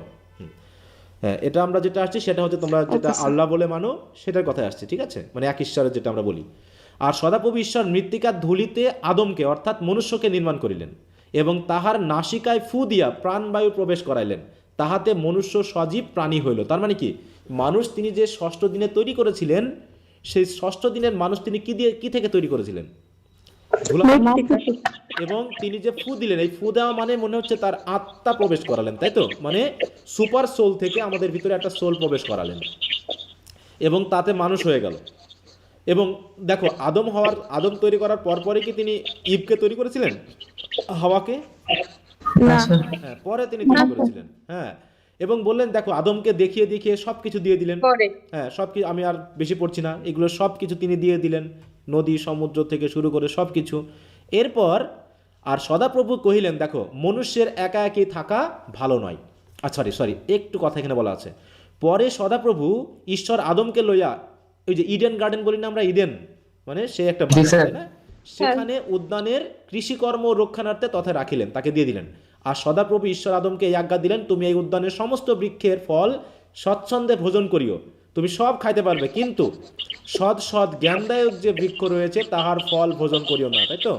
কেননা যেদিন তাহার ফল খাইবে সেদিনই কিন্তু তুমি মরবে, মরিবেই মরবে। একটু মিউট রাখো। আর সদাপ্রভু ঈশ্বর কহিলেন মনুষ্যের একাকী থাকা ভালো নয়, আমি তাহার জন্য তাহার অনুরূপ সহকারিণী নির্মাণ করি। তাহলে সহকারিণী মানে কি? ইফ এই জন্য বলছে দেখো, আর সদাপ্রভু ঈশ্বর মৃত্তিকা হইতে সকল বন্য পশু ও আকাশের সকল পক্ষী নির্মাণ করিলেন। পরে আদম তাহাদের কি কি নাম রাখিবেন তাহা জানিতে সেই সকলকে তাহার নিকটে আনিলেন। এতে তাহাতে আদম যে সজীব প্রাণীর যে নাম রাখিলেন তাহার সেই নাম হইল আদম। যাবতীয় গ্রাম, এটা আর পড়ছি না। পরবর্তীতে কিন্তু মনুষ্যের জন্য তাহার অনুরূপ সহকারিণী পাওয়া গেল না, কিন্তু তার তো দরকার। পরে সদাপ্রভু ঈশ্বর আদমকে ঘোর নিদ্রায় মগ্ন করিলে তিনি নিদ্রিত হইলেন, তাহলে তাকে ঘুম পাড়াইয়া দিলেন। আর তিনি তাহার একখান পঞ্জর লইয়া মাংস দ্বারা সেই স্থান পূরণ করালেন। তার মানে কি, পাজরের হাড় বলি না আমরা, যে ইবের তৈরি করতে গেলে হ্যাঁ জি স্যার, বাম পাজরে। হ্যাঁ, একটা পাজরের হাড়, তাই তো? বলছে সদাপ্রভু আদম হইতে গৃহীত সেই পঞ্জরকে এক স্ত্রী নির্মাণ করিলেন এবং তাহাকে আদমের নিকট আনিলেন। তখন আদম কহিলেন এবার হইয়াছে, ইনি আমার অস্থির অস্থি, মাংসের মাংস, ইহার নাম নারী হইবে, কেননা ইনি নর হইতে গৃহীত হইয়াছেন। এই কারণ মনুষ্য আপন, আচ্ছা এটা পড়ছি না। দেখো, এই সময়ে আদম ও তাহার স্ত্রী উভয়ে উলঙ্গ থাকিতেন, আর তাহাদের লজ্জাবোধ ছিল না, মানে সেই সেন্সটা ছিল না যে আমরা নেকেড বা উলঙ্গ, এই সেন্সটা ছিল না। কিন্তু মানব জাতির পতনটা কি হলো একটু আমরা এবার দেখি। দেখো, বাইবেল এটাকে খুব দ্রুত একটা ইয়াতে দেওয়া হয়েছে, যেহেতু এটা নেওয়া হয়েছে তোমার ইহুদির যে ব্যাপার ইয়া থেকে। হ্যাঁ, এবার দেখো পাপ কিভাবে হলো, কিভাবে আমরা এখান থেকে পতন হইলাম। এটা দেখো, সদাপ্রভু ঈশ্বরের নির্মিত ভূচর প্রাণীদের মধ্যে সর্প সর্বাপেক্ষা খল ছিল। দেখো, যত রকম সরীসৃপ তিনি নির্মাণ করেছিলেন তার মধ্যে সাপ হচ্ছে সবচেয়ে খারাপ। সর্বাপেক্ষা, খল মানে বুঝো তো, খল মানে কি? শয়তানি নাকি? শয়তান ছিল। সে ওই নারীকে কহিল, আমি কিন্তু বাদ দিয়ে পড়ছি, হ্যাঁ বাচ্চা দিয়ে, ঈশ্বর কি বাস্তবিক বলিয়াছেন যে তোমাদের এই উদ্যানের কোনো বৃক্ষের ফল খাইও না? বলছি ঈশ্বর কি তোমাদের নিষেধ করেছে কোনো ফল খাইতে? নারী সর্পকে বললেন আমরা এই উদ্যান তো বৃক্ষ সকলের ফল খাইতে পারি, কেবল উদ্যানের মধ্যস্থানে যে বৃক্ষ আছে তাহার ফলের বিষয় ঈশ্বর বলিয়াছেন তোমরা তাহা ভোজন করিও না, স্পর্শও করিও না, করিলে মরিবে। এবার দেখো কি লোভ দেখাচ্ছে। তখন সর্প নারীকে কহিল কোনো ক্রমে মরিবে না। আরে মরবে কেন? কেননা ঈশ্বর জানেন যে যেদিন তোমরা তাহা খাইবে সেই দিন তোমাদের চক্ষু খুলিয়া যাইবে, তাহাতে তোমরা ঈশ্বরের সদৃশ হইয়া সৎ সৎ জ্ঞান প্রাপ্ত হইবে, ঈশ্বরের মতো জ্ঞান প্রাপ্ত হয়ে যাবে তোমরা। এই লোভ দেখাই দিল। হ্যাঁ, এবার নারীদের যখন দেখিল এই বৃক্ষ সুখাদ্যদায়ক ও চক্ষুর লোভজনক, আর ওই বৃক্ষ জ্ঞানদায়ক বলিয়া বাঞ্ছনীয়, দেখে মনে হচ্ছে জ্ঞানী হওয়া যাবে খাইলে পারে, তখন তিনি তাহার ফল পাড়িয়া ভোজন করিলেন। পরে আপনার মতো নিজ স্বামীকে দিলেন, আর তিনিও ভোজন করিলেন। তাহাতে তাহাদের উভয়ের চক্ষু খুলিয়া গেল এবং তাহারা বুঝিতে পারিলেন যে তাহারা উলঙ্গ। আর ডুমর বৃক্ষ পত্র সিংগায়া মানে সেলাই করিয়া ঘাগরা প্রস্তুত করিয়া তারা নিজের শরীর ঢাকলো। এই তো। এবার পরে সদাপ্রভু তাহারা সদাপ্রভু ঈশ্বরের রব শুনিতে পাইলেন। এইটা একটু খেয়াল করো, এই জায়গাটা মানে তিনি তাদেরকে ডাকছেন। তিনি দেখো দিবা বর্ষানে মানে কি, মানে দিন যখন হলো, উদ্যানে গমনাগমন করতেছিলেন, তাহাতে আদম ও তাহার স্ত্রী সদাপ্রভু ঈশ্বরের সম্মুখ হইতে উদ্যানস্থ বৃক্ষ সময়ের মধ্যে লুকাইলেন। তখন সদাপ্রভু ঈশ্বর আদমকে ডাকিয়া কহিলেন তুমি কোথায়? তিনি কহিলেন আমি উদ্যানে তোমার রব শুনিয়া ভীত হইলাম, কারণ আমি উলঙ্গ, তাই আপনাকে লুকাইতেছি, মানে আপনার কাছ থেকে আমি লুকিয়ে গেছি। তিনি কহিলেন যে তুমি যে উলঙ্গ ইহা তোমাকে কে বলিল? যে বৃক্ষের ফল ভোজন করিতে তোমাকে নিষেধ করিয়াছিলাম তুমি কি তাহার ফল ভোজন করিয়াছ? তাহাতে আদম কহিলেন যে তুমি আমার সঙ্গিনী করিয়া যে স্ত্রী দিয়াছ সে আমাকে ওই বৃক্ষের ফল দিয়াছিল তাই খাইয়াছি। দোষ দিচ্ছে। হ্যাঁ, তখন সদাপ্রভু ঈশ্বর নারীকে কহিলেন তুমি এ কি করিলে? নারী কহিলেন সর্প আমাকে ভুলাইয়াছিল তাই খাইয়াছি। পরে সদাপ্রভু ঈশ্বর সর্পকে কহিলেন, তুমি এই কর্ম করিয়াছ, এই জন্য গ্রাম্য ও বন্য পশুগণের মধ্যে তুমি সর্বাপেক্ষা অধিক শাপগ্রস্ত। তুমি বুকে হাঁটিবে এবং যাবজ্জীবন ধূলি ভোজন করিবে। আর আমি তোমাতে ও নারীতে এবং তোমার বংশে ও তাহার বংশে পরস্পর শত্রু জন্মাইব। সে তোমার মস্তক চূর্ণ করিবে আর তুমি তাহার পাদমূল চূর্ণ করিবে, মানে তুমি তাকে কামড় দিবে আর সে তোমাকে পাইলে মারবে। পরে তিনি নারীকে কহিলেন, আমি তোমার গর্ভবেদনা অতিশয় বৃদ্ধি করিব, তুমি বেদনাতে সন্তান প্রসব করিবে এবং স্বামীর প্রতি তোমার বাসনা থাকিবে ও সে তোমার উপরে কর্তৃত্ব করিবে। আর তিনি আদমকে কহিলেন, যে বৃক্ষের ফলের বিষয়ে আমি তোমাকে বলিয়াছিলাম তুমি তাহা ভোজন করিও না, কিন্তু তুমি তোমার স্ত্রীর কথা শুনিয়া তাহার ফল ভোজন করিয়াছ, এই জন্য তোমার নিমিত্ত ভূমি অভিশপ্ত হইল। তাহলে আজ থেকে তোমাকে দরিদ্র বানাই দিলাম, ভূমি অভিশপ্ত, তুমি যাবজ্জীবন ক্লেশে উহা ভোগ করিবে। তোমাকে সম্পদ সরাসরি আর দেওয়া হলো না, তোমাকে কি করতে হবে? কর্ষণ করতে হবে। কর্ষণ মানে কি? ভূমি চাষ করে ফসল উৎপাদন করে খাইতে হবে। আর উহাতে তোমার জন্য কণ্টক ও শিয়াল কাটা জন্মিবে এবং তুমি ক্ষেত্রের ঔষধি ভোজন করিবে। মানে ঔষধি গাছ মানে বুঝো তো কি বোঝে ওটাকে? ঔষধি না না না, যে গাছ একবার ফল দিয়ে মারা যায় সেটাকে ঔষধি বলা হয়। হ্যাঁ, আর ও থাকলে তখন হবে চিকিৎসা বিষয়ক কিছু, কিন্তু ও আছে এখানে না, ও আছে শুধু। হ্যাঁ, এটা হচ্ছে যে মানে মৃত্তিকা একবার ফল দিয়ে মারা যায়, যেমন গম, ধান, এগুলো বলছে তুমি ঘর্মাক্ত মুখে আহার করিবে যে পর্যন্ত তুমি মৃত্তিকায় প্রতিগমন না করিবে, মানে তুমি যতদিন না মরিবে, মৃত্তিকায় মিলিত না হবে, মানে মৃত্যু আসলো ওদের, হ্যাঁ মৃত্যু দিয়ে দিলেন উনি, হ্যাঁ ততদিন পর্যন্ত তুমি ঘর্মাক্ত অবস্থায় পরিশ্রম করে তুমি তোমার খাবার সংগ্রহ করবে। তুমি তো তাহা হইতে গৃহীত হইয়াছ, তুমি ধূলি হইতে জন্মিয়াছ, ধূলিতেই যাবে, কেন তুমি ধূলি এবং ধূলিতে প্রতিগমন করিবে। পরে আদম আপনার স্ত্রীর নাম হবা বা জীবিত রাখিলেন, কেননা তিনি জীবিত সকলের মাতা হইলেন। আর সদাপ্রভু ঈশ্বর আদম ও তাহার স্ত্রীর নিমিত্ত চর্মের বস্ত্র প্রস্তুত করিয়া তাহাদেরকে পরাইলেন যে তোমরা যাও এবার। আর সদাপ্রভু কহিলেন, দেখো মনুষ্য সৎ সৎ জ্ঞান প্রাপ্ত হইবার বিষয়ে আমাদের একের মতো হইল, এখন পাছে সে হস্ত বিস্তার করিয়া জীবন বৃক্ষের ফল পাড়িয়া ভোজন করে ও অনন্তজীবী হয়। মানে তিনি করলেন কি, আর একটা ফল তারা যাতে গ্রহণ করতে না পারে এই জন্য ওটাকে তিনি নিষেধ করে দিলেন, এরকম বিষয়টা আছে। তাহলে এই যে দেখো, মানে সৃষ্টিকর্তা তো আমাদেরকে সব কিছু দিয়ে দিয়েছিলেন, তাই না? কিন্তু আমরা কি করলাম? তার বিরুদ্ধাচরণ করলাম। তিনি যা বললেন সেটাকে না শুনে আমরা পাপ করার মাধ্যমে কি করলাম? আমরা তার কাছ থেকে বিতাড়িত হলাম এবং তিনি আমাদেরকে অভিশপ্ত করলেন। এবং আমরা আজকে যে পরিশ্রম করতেছি, এগুলো করতেছি, এবং পরিশ্রম না করে আমরা কখনোই ভালো থাকতে পারবো না, তাই তো? এরকম একটা বিষয় নারীদের লোভের কারণ স্যার। আচ্ছা, তো এখানে দেখো এই যে এখন তিনি এই যে কিছু রেফারেন্স এখানে আসবে, যে তিনি দেখো অ্যাডাম এবং ইভকে কি করলেন? ইডেন গার্ডেন থেকে বহিষ্কার করলেন, তাই তো? তিনি পৃথিবীতে ছেড়ে দিলেন এবং সেখানে তারা পরিশ্রম করে তাদের জীবন যাপন। আচ্ছা, ক্লাস আমি আবার লিঙ্ক দিব, সমস্যা না। এখন দেখো, যেহেতু সানস অফ ইনোসেন্স ছিল কি ওই জায়গায়, হ্যাঁ কবিতাটা পড়ে ফেলি। তাহলে এখন দেখো, তাহলে হচ্ছে সানস অফ এক্সপেরিয়েন্স। তাহলে অ্যাডাম এবং ইভের ব্যাপারটা ভাবো তো, তারা ইনোসেন্স কত পর্যন্ত ছিল বলো তো? ফলটা খাওয়ার আগ পর্যন্ত। হ্যাঁ, ফলটা খাওয়ার আগ পর্যন্ত তারা ছিল ইনোসেন্স। আর এক্সপেরিয়েন্স হয় মানে কি? চোখ খুলে গেল, তাই না? তারা কিন্তু তার আগে নেকেড ছিল, উলঙ্গ ছিল, কিন্তু তারা দেখতে পায়নি। কিন্তু যখন এক্সপেরিয়েন্স হলো তখন বুঝতে পারলো যে আমরা আসলে কি অবস্থায় আছি। হ্যাঁ বলো। Sir page number 108, songs of experience. দেখো মিলে কিনা? 108।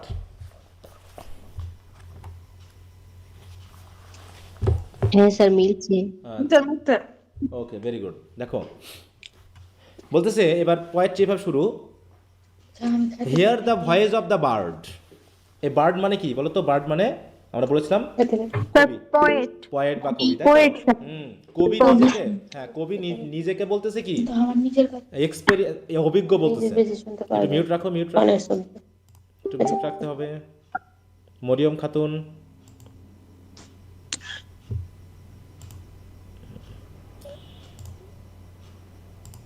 আচ্ছা এখানে কি বলছে দেখো, যে hear the voice of the bard who present past and future sees. তার মানে কবি নিজেকে কি বলে সম্বোধন করলেন? মানে সে এমন এক্সপেরিয়েন্সড যে কি করতে পারে? প্রেজেন্ট, পাস্ট এবং ফিউচার কি করতে পারে? দেখতে পারে। এবং হুজ ইয়ার্স হ্যাভ হার্ড, যার কানও শুনেছে, কি শুনেছে? The holy word. Holy word মানে কার কথা বলা হচ্ছে? দেখো পবিত্র শব্দ। That walk among the ancient trees. দেখো অ্যামং দ্য অ্যানশিয়েন্ট ট্রিজ মানে হচ্ছে সেই ইডেন গার্ডেন। হ্যাঁ, যে হলি ওয়ার্ড আমরা যেটা পড়লাম বাইবেল থেকে, যে কিনা কি ইডেন গার্ডেনে কি করতো? দিবা শ্রবণে তিনি ঘুরতেন, তাই না? ওখানে বলা হয়েছিল এরকম করে। তিনি হ্যাঁ সেই এই যে হলিওয়ার্ড বলতে বাইবেলকে বুঝাইছে না, সৃষ্টিকর্তাকে বোঝাবে। এখানে হলিওয়ার্ড মানে তার কথাকে বোঝাবে, ঠিক আছে? সৃষ্টিকর্তাকে বোঝাবে, মানে ঈশ্বরকে বোঝাবে। এখানে হলিওয়ার্ড মানে বাইবেল না, হলিওয়ার্ড মানে হচ্ছে ঈশ্বর এবং তার কথাকে বোঝাবে।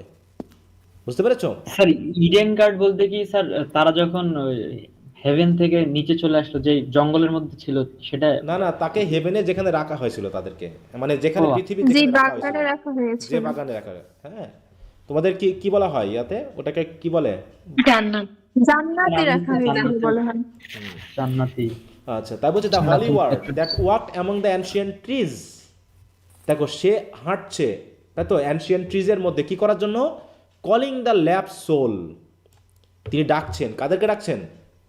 Lapse soul. ওই আদম এবং ঈভকে। ল্যাপস কেন বলা হচ্ছে? ল্যাপস মানে কি? যারা অলরেডি পতিত হয়ে গেছে, যে সোলটা অলরেডি তিনি হারিয়েছেন, তাই তো? দেখো এখানে ল্যাপস মানে কি? ল্যাপসড মানে কি? দেখো দেখো no longer valid or expired, মানে যেটা অলরেডি নষ্ট হয়ে গেছে। বলছে no longer following the rules. Lapse মানে হচ্ছে no longer following the rules and practice of a religion or doctrine, মানে যারা ধর্ম অনুসরণ করছে না, সৃষ্টিকর্তার কথা শুনছে না, তাদেরকে বলা হয় ল্যাপস। আর এখানে ল্যাপসল মানে ওই অ্যাডাম এবং ইভের কথা বলা হচ্ছে। শুধু এখানে কি অ্যাডাম এবং ইভের কথা বলবে, নাকি আমাদেরকে বলবে যারা আমরা ঈশ্বরের কথা মানছি না?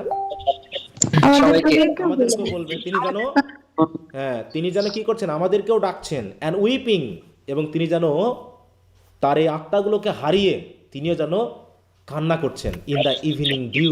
ইভিনিং কেন বলা হচ্ছে? ওই যে তিনি সন্ধ্যাবেলায় এসে কি করতেন? ওই বাগানে ঘুরতেন, বলা হচ্ছে না ওই জায়গায়। জি স্যার। হ্যাঁ, দিবস অবসানে মানে কি? দিবস অবসানের মানে কি? দিনের শেষে। দিনের শেষে, তাই না? হ্যাঁ, তাই এখানে দেখো আমরা ওইটা যদি দেখি, এই যে দেখো দিবাবসানে মানে কি? দিনের শেষে, মানে সন্ধ্যায় বা রাতে। পরে তাহারা সদাপ্রভুর ঈশ্বরের রব শুনিতে পায়। ওই যে হলিওয়ার্ড, হ্যাঁ, শুনিতে পাইলেন। ইংলিশে হলে ভালো হতো, আরও শব্দগুলো ওইরকমটাই থাকতো। তিনি দিবস আবসানে, হ্যাঁ, মানে বাংলাটা উদ্যানে গমনাগমন করিতেছিলেন, মানে হাঁটছিলেন, ওয়াক করছিলেন, হ্যাঁ, ওয়াকিং। তাহাতে আদম ও তাহার স্ত্রী সদাপ্রভু ঈশ্বরের সম্মুখ হইতে উদ্যানস্থ বৃক্ষ সমূহের মধ্যে লুকাইলেন, মানে তিনি তাদের ডাকতেছেন। আর সদাপ্রভু আদমকে ডাকিয়া কইলে, যে ডাকতেছে, হ্যাঁ, যে তাহার রব, তার কথা। তাই বলছে তিনি যেন কি করছেন? The holy word. তাহলে এই কবি বলতেছে আমিও যেন শুনেছি, হ্যাঁ, হুজ ইয়ার্স, যে বার্ডের ইয়ার্স, মানে যার কান, যে কবির কান কি করেছে? সে হলি ওয়ার্ড শুনেছে। যে হলি ওয়ার্ড কোথায় থাকতো? ওই অ্যানশিয়েন্ট ট্রিজে ল্যাপসোলগুলোকে ডেকে বেড়াতো। And weeping in the evening dew. হ্যাঁ, তাহলে দেখো দ্যাট, অ্যান্ড বলছে দ্যাট মাইট কন্ট্রোল। এই দ্যাট মাইট কন্ট্রোল মানে যে মানুষকে ক্ষমতা দিল না সব কিছু নিয়ন্ত্রণ করার, বলো তো? জি স্যার। তাহলে সেই সোল, যে সোলটা ল্যাপস হয়ে গেছে, অথচ সেই সোলকে তিনি সেই ক্ষমতা দিয়েছিলেন। That might control the starry pole. Starry pole মানে কি? তারা খচিত এই যে মেরু, উত্তর মেরু থেকে দক্ষিণ মেরু পর্যন্ত, মহাবিশ্ব পর্যন্ত নিয়ন্ত্রণ করার ক্ষমতা যাদেরকে দিয়েছিলেন, তারা কি হলো? And fallen light renew. এবং তারা কি হলো? শেষ পর্যন্ত সেইখান থেকে পতিত হলো। হ্যাঁ, তাদের পতন হলো। এবং তারা এসে পড়লো কোথায়? পৃথিবীতে, আর্থে এসে পড়লো। তাদেরকে আর্থে দেওয়া হলো। ঠিক আছে তো? এরকম একটা বিষয়, যে পৃথিবী সৃষ্টি করেছিলেন, সেই পৃথিবীকে তিনি ছেড়ে দিলেন ওদেরকে। তারপরে দেখো এবার বলছে কি? দেখো ও আর্থ রিটার্ন। এখন আর্থ বলে কাকে সম্বোধন করা হচ্ছে? পৃথিবী এবং পৃথিবীর মানুষকে সম্বোধন করা হচ্ছে। মানে কি?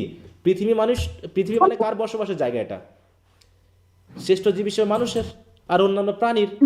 অতএব আর্থ মানে আমরা বুঝবো যে পৃথিবী, কারণ পৃথিবী ঈশ্বরের সৃষ্টি হলেও সেই পৃথিবী যেন আজকে পাপের দ্বারা, মানুষের পাপের দ্বারা যেন সৃষ্টিকর্তার দৃশ্য থেকে, সামনে থেকে যেন কি হয়ে গেছে? দূরে সরে গেছে। হ্যাঁ, তাই তিনি যেন কি করছেন? ডাকছেন, কল করতেছেন যে ও আর্থ রিটার্ন, তোমরা উঠে আসো, তোমরা ফিরে আসো। Arise from out the dewy grass. এই যে তোমরা রাতের বেলায়, হ্যাঁ, অন্ধকারে নিমজ্জিত হয়ে গেছো। বুঝতে পেরেছ? তোমরা যে এখানে ডিউই গ্রাস মানে কি, ওই যে রাতে শিশির কণা পড়ে, আর এগুলো কিন্তু সিম্বলিক্যাল বিষয়, ঠিক আছে? তো সিম্বলিক্যাল মানে হচ্ছে শিশির, অন্ধকার মানে কি, মানে আমরা পৃথিবীতে যা কিছু করছি তা হচ্ছে অন্ধকারের মধ্যে করছি। আর আমরা যেন পৃথিবীর যা কিছু সংগ্রহ করার জন্য সৃষ্টিকর্তার কথা ভুলে যাচ্ছি, এগুলো যেন ডিউই গ্রাসের মতো, যেন আমরা ওইগুলো নিয়ে ব্যস্ত হয়ে আছি, ঠিক আছে? তাই তিনি বলছেন ওখান থেকে উঠে আসো, মানে পার্থিব জগতের চিন্তাভাবনা বাদ দাও, আমি তোমাদের শ্রেষ্ঠ করে সৃষ্টি করেছিলাম, পৃথিবীর সব কিছু নিয়ন্ত্রণ করার ক্ষমতা দিয়েছিলাম, কিন্তু তোমরা আমার কথা না শুনে শয়তানের দ্বারা প্ররোচিত হয়ে তোমরা শেষ পর্যন্ত কি করলা? আমার কাছ থেকে দূরে সরে গেলা, নাকি? হ্যাঁ, অতএব তিনি যেন ওদেরকে ডাকছেন। দেখো এখানে কি আছে, কোটেশন আছে না? বলছে o earth return arise from out the dewy grass, night is worn and the morn rises from the slumberous mass. রাত তো শেষ হয়ে আসতেছে আর সকালও হচ্ছে। দ্য মর্ন রাইজেস মানে কি, সকালও হচ্ছে, ফ্রম দ্য স্লাম্বারাস ম্যাস। স্লাম্বারাস মানে কি, অলস, ঘুমন্ত। হ্যাঁ, ঘুমন্ত ম্যাস যেন আস্তে আস্তে জেগে উঠছে, মানে এমনটা বোঝানো হচ্ছে যে রাত যেন আমাদের অপরাধের সময়, আর স্লাম্বারাস ম্যাস মানে হচ্ছে আমরা যেন পাপের মধ্যে নিমজ্জিত হয়ে ঘুমিয়ে আছি, মানে আত্মিকভাবে আমরা ডেড, আমরা আত্মিকভাবে মৃত, আমরা সৃষ্টিকর্তার সাথে যুক্ত নেই। তাই সৃষ্টিকর্তা যেন তো ডাকতেছে যে রাত তো শেষ হয়ে আসতেছে, সকাল হবে, এবং তোমরা দয়া করে ওই ঘুম থেকে ওঠো, উঠে আমার দিকে ফেরো। হ্যাঁ, টার্ন অ্যাওয়ে নো মোর, তারপরে ফিরে যখন আসবে তখন আর দয়া করে আমার থেকে দূরে যেও না। টার্ন অ্যাওয়ে নো মোর মানে কি, আমার কাছ থেকে আর দূরে যেও না, নাকি? হ্যাঁ, হোয়াই উইল দাও টার্ন অ্যাওয়ে, কেনই বা তোমরা আমার কাছ থেকে ফিরে যাবে? হ্যাঁ, কারণ আমার কাছে তো তোমাদের সব কিছু আছে, আমি তো সব কিছু তোমাদের দেওয়ার ক্ষমতা রাখি, কেন তোমরা আমার থেকে দূরে সরে যাও? The starry floor, the watery শোর, মানে স্টারি ফ্লোর মানে কি আকাশ, ওয়াটারি শোর মানে কি এই যে পৃথিবী, ভূমি, সমুদ্র, হ্যাঁ সব কিছু কী করা হয়েছে, is given the till the break of day, তাই তো? দিন হওয়া পর্যন্ত, তাই তো? তোমরা যখন মানে till the break of day মানে কি, ভোর হওয়ার আগ পর্যন্ত, নাকি? হ্যাঁ, আমি তো সব কিছুই তোমাদেরকে দিয়ে দিয়েছি, মানে এখানে মৃত্যুর আগ পর্যন্ত তোমাদেরকে আমি সবই দিয়ে দিয়েছি। তার মানে কি, ব্রেক অফ ডে মানে হচ্ছে কিন্তু মৃত্যু, আমাদের মৃত্যুর পরেই তো আমরা সৃষ্টিকর্তার কাছে ফিরে যাব। তার মানে পৃথিবীতে যতদিন আমরা আছি ততদিন আমরা আসলে মৃত অবস্থাতেই আছি, আমরা ঘুমের মধ্যে আছি। হ্যাঁ, কারণ আমরা কি হয়ে আছি, আমরা জগতের বিষয় নিয়ে ব্যস্ত হয়ে আছি, সৃষ্টিকর্তা থেকে দূরে সরে গেছি। এই কারণে আমরা তার থেকে অনেক দূরে, যেন অন্ধকারের মধ্যে ডুবে আছি। কিন্তু সৃষ্টিকর্তা বলছে তোমাদের সব কিছু আমি দিয়ে দিয়েছিলাম, এখনও দিয়ে দিব, ঠিক আছে তো? কিন্তু দয়া করে আর ফিরে আসলে পারে আর আমার থেকে ফিরে যেও না, আমার দিক থেকে মন ফিরিয়ে নিও না, আমার কথা একটু শোনো, আমার কথা বিশ্বাস করো, নাকি? এইভাবে তিনি যেন তাদেরকে কি করছেন, ডাকছেন। তো এই মানে কি, এখানে দেখো তো প্রথম ইন্ট্রোডাকশন আর এই ইন্ট্রোডাকশনের মধ্যে কি একটা পার্থক্য আছে না? এটার মধ্যে একটা পাপ, সৃষ্টিকর্তা থেকে দূরে সরে যাওয়া, সৃষ্টিকর্তা আমাদের প্রতি অনুগ্রহ করা, আমাদেরকে ডাকা, আমাদেরকে ভালোবাসা, মানে এক্সপিরিয়েন্সের একটা ব্যাপারের সাথে রিলেটেড আছে। আর ইনোসেন্ট যখন ছিলাম তখন ছিল ছোট বাচ্চা, তাই না? চাইল্ড, শিপ, তাই না? কান্ট্রি, ওখানে তারপর হচ্ছে গান গাওয়া, হ্যাপিনেস, এইগুলো ছিল। এখানে কি হ্যাপিনেসের কোনো কথা আছে এখানে কোনো? না স্যার। হ্যাঁ, এখানে কেমন একটা অপরাধ, একটা সৃষ্টিকর্তা এক কথায় ওইটা ছিল হচ্ছে পৃথিবী রিলেটেড, আর এটা হচ্ছে অন্য জগতে রিলেটেড। মানে ওটাও পৃথিবী রিলেটেড ছিল, কিন্তু পাপ বোধের পূর্বের ঘটনা, মানে আমাদের পাপ বোধের আগ পর্যন্ত, তাই না? হ্যাঁ, স্বর্গে থাকা অবস্থায়, এটা যখন স্বর্গ বা পাপহীনতা, মানে আমরা যখন একটা পাপ সম্পর্কে জানি না। মনে করো একটা শিশু কখন পোশাক পরতে শুরু করে বলো তো? যখন ওই সেন্সটা কাজ করে, যখন তার ভিতরে ইনোসেন্স বোধটা শেষ হয়ে যায় এবং সে পার্থিব জগতের বিষয়গুলোকে বোধ করতে শুরু করে, তখনই সে পোশাক আশাক পরতে শুরু করে। তার মানে কি, একটা শিশু যতদিন পর্যন্ত তুমি তাকে পোশাকের কথা বলবে না, ততক্ষণ পর্যন্ত কিন্তু সে উলঙ্গ থাকলেও কিছু মনে হবে না তার, সে মনে করবে না এটা কোনো অপরাধ। কিন্তু তুমি তাকে শেখাচ্ছ, পৃথিবীর বিষয়টা শিখিয়ে তুমি তাকে পোশাক পরাচ্ছ, তাই নয় কি? বিষয়টা এরকম না? মনে করো তাকে তুমি জঙ্গলে ফেলে আসলা পোশাক ছাড়াই, তুমি তাকে যদি জঙ্গলে ফেলে আসো, সে যদি পশু পাখির সাথে বড় হয়, সে কি পোশাকের কথা ভাববে কখনো? সে কি মনে করবে এটা না, অপরাধ? না স্যার। এটা খারাপ? হ্যাঁ, সেটা তার এক্সপিরিয়েন্সে আসবেই না, এটা তার মধ্যে কখনো মনেই হবে না যে আমি উলঙ্গ বা এরকম কিছু একটা বিষয় ছিলাম। তা ব্যাপারটা ঠিক ওই রকম, যেখানে আমরা দেখতে পেয়েছি সৃষ্টিকর্তা থেকে দূরে সরে যাওয়া, সৃষ্টিকর্তার কথা না মানা, তার পথে না চলা। পৃথিবী মানেই হচ্ছে একটা জঙ্গল, একটা অন্ধকার জগৎ। মৃত্যু মানেই আমরা আবার পুনরায় তার কাছে ফিরে যাব, মৃত্যুর মাধ্যমে যে মাটিতে ফিরে যেতে হবে, মাটির সাথে। কিন্তু তার আগ পর্যন্ত এই পৃথিবীতে আমাদেরকে সব কিছু সৃষ্টিকর্তা দিয়ে দিয়েছে। তারপরও কেন বলছে সব কিছু তো আমার? এই যে তো তোমরা স্বর্ণ খুঁজতেছো, তাই না?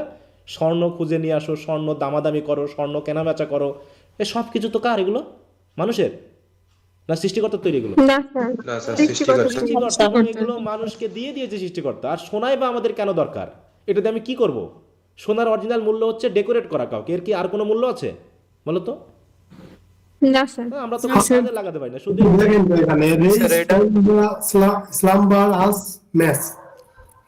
দ্বারা কি বোঝালো? ম্যাথ মানে আমরা জনগণ। আমি তো বললাম আস্তে আস্তে, আমি তো বললাম যে ম্যাথ মানে আমরা মানুষ, আর স্লাম্বারাস মানে কি? ঘুমন্ত।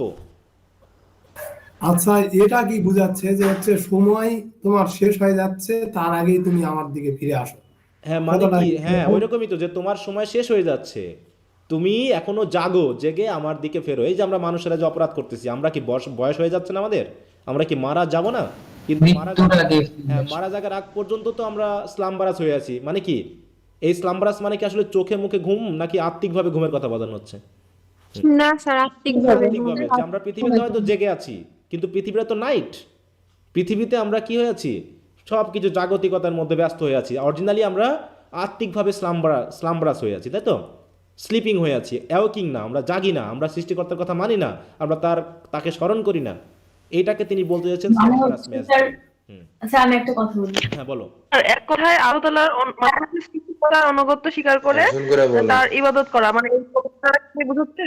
হ্যাঁ হ্যাঁ হ্যাঁ হ্যাঁ হ্যাঁ, যে এই যে এখান থেকে তোমরা কেন ফিরে যাবে? আমি তো তোমাদের সবকিছু দিয়েই দিয়েছি। তাহলে তোমরা, আমার মনে করো তোমার বাপ তোমাকে সব দিয়ে দিয়েছে, তারপর তুমি কেন বাড়ি ছেড়ে চলে যাবা? তুমি কেন যাবা? স্যার, আমাদের হচ্ছে এই যে ফজরের নামাজের সময় যে আজানটা দেওয়া হয়, ওইখানে আর কি বলা হয় যে হাইয়া আলাল ফালা। তো ওইখানে হচ্ছে আর কি ওইটা বুঝায় যে নিশ্চয়ই ঘুমের থেকে নামাজ উত্তম। তো সেইভাবে আর কি তার মানে হচ্ছে কল্যাণের দিকে সালাতু খায়রুম হচ্ছে ঘুমের থেকে নামাজ। আচ্ছা, একজন বলো, আমরা বুঝতে পারতেছি না, একজন না বললে কারো কথা বোঝা যাবে না। আচ্ছা, মানে এখানে বাংলা মিনিং হচ্ছে যে একটা লাইনের আছে যেটা হচ্ছে ওই যে ঘুমের থেকে নামাজ উত্তম, সেই জন্য আর কি এখানে বোঝানো হচ্ছে যে এখনো ঘুমায় না থাকে আমার দিকে ফিরে আসো এরকম।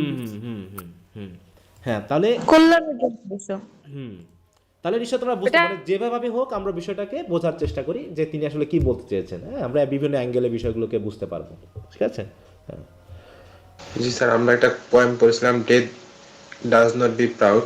হ্যাঁ হ্যাঁ হ্যাঁ, এটার মধ্যে কিছুটা বলেছিলাম না। এখন তাহলে এই যে আমরা একটু পড়লাম, এইটুকুর জন্য তোমাদের একটু কাজ হবে, তোমাদের একটু আমি ক্রিটিক্যাল অ্যাপ্রিসিয়েশনের এই যে দেখো ডেভেলপমেন্ট অফ থট, এই কথাটুকু আছে না, 110 পেজ। বাকি এইগুলো তো তোমরা একটু রিডিং দিবা, এখানে কি কি বলা হয়েছে তোমরা একটু রিডিং দিবা, তাহলে এখানে সিম্বলিক্যাল যে ব্রিফ কোশ্চেনগুলো আছে সেগুলোর উত্তর কিন্তু তোমরা এই জায়গায় পাবা। হ্যাঁ, এখানে তোমরা পেয়ে যাবা। আর তোমরা এখন দয়া করে দেখো তোমাদের 110 পেজে ডেভেলপমেন্ট অফ থট বলে একটা জায়গা আছে, এই জায়গাটুকু একটু পড়ো, সবাই একটু পড়ো দেখি, যদি কোনো সমস্যা থাকে এখানে নিয়ে আলোচনা করবো। বেশি ডিপে আমরা যাব না, ঠিক আছে? বিভিন্ন ক্রিটিক্সদের নিয়ে যে কথাবার্তাগুলো আছে সেগুলো আমরা বেশি ডিপে যাব না, গেলে আমাদের সমস্যা হয়ে যাবে। হ্যাঁ, আমরা জাস্ট এর কিছু আউটার মিনিং সহ কিছু সিম্বলিক মিনিং এইগুলো বেশি জানবো। তাছাড়া দেখো এখানে আরও অনেক কনোটেশন আছে, অনেক কিছু আছে, এত কিছু আমাদের দরকার নেই এখন। আচ্ছা, একটু পড়ে নাও। তোমাদের জন্য আমি কত মিনিট টাইম দিলাম? 5 মিনিট সময় দিলাম। কন্ট্রোল করতে পারেন, এবং আর সাথে কি, এবং তিনি কি করতে পারেন? Renovate and revamp the sunken light of the sun. তাহলে সূর্যের আলোকে তিনি নতুন করে বাড়িয়েও দিতে পারেন। রিনোভেট মানে কি? রিনোভেশন বা রিনোভেট বলতে কি বোঝায়? নতুন করে সৃষ্টি করা।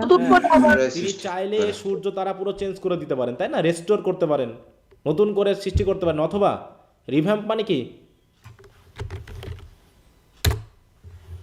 দেখো রিভ্যাম্প মানে কি? জিনিসগুলোকে দেখো, give new or improve form, structure and appearance, তিনি সব কিছু নিয়ন্ত্রণ কর্তা নাকি? দেখো, রিনোভেট, মানে ওইটাকে আপগ্রেড করতে পারে। The sunken light of the sun, তার মানে এটা দিয়ে বোঝানো হচ্ছে কি যে তিনি সর্বশক্তিমান, হ্যাঁ, অলমাইটি গড, তিনি সব কিছু নিয়ন্ত্রণ করতে পারেন। আর তিনি কি করছেন, সে বার্ড বা কবিও যেন তার কথা শুনেছেন, এবং কবি গডের হয়ে কি করছেন, আমাদেরকে বলছেন যে তার দিকে ফিরতে, নাকি? এরকম আর কি বিষয়টা, কি বুঝতে পেরেছ? জি স্যার। তারপরে কোন লাইন?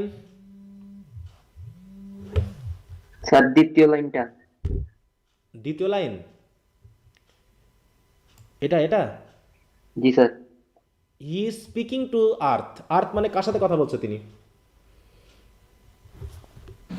পৃথিবীবাসীর সাথে। আর্থ মানে কার সাথে? মানুষের সাথে, তাই না? এখানে আর্থ দিয়ে কাকে বলে? এটা না স্যার, এটা পরের লাইন। এটার পরের line, the bard or poet. Bard মানে কি? ওই যে পয়েট বললাম।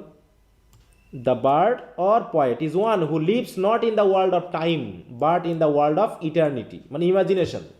আমরা কবি বলতে, এই যে কবি বলতেছেন যে আমি একজন, যার কি রয়েছে, যে কি করতে পারে বলতো?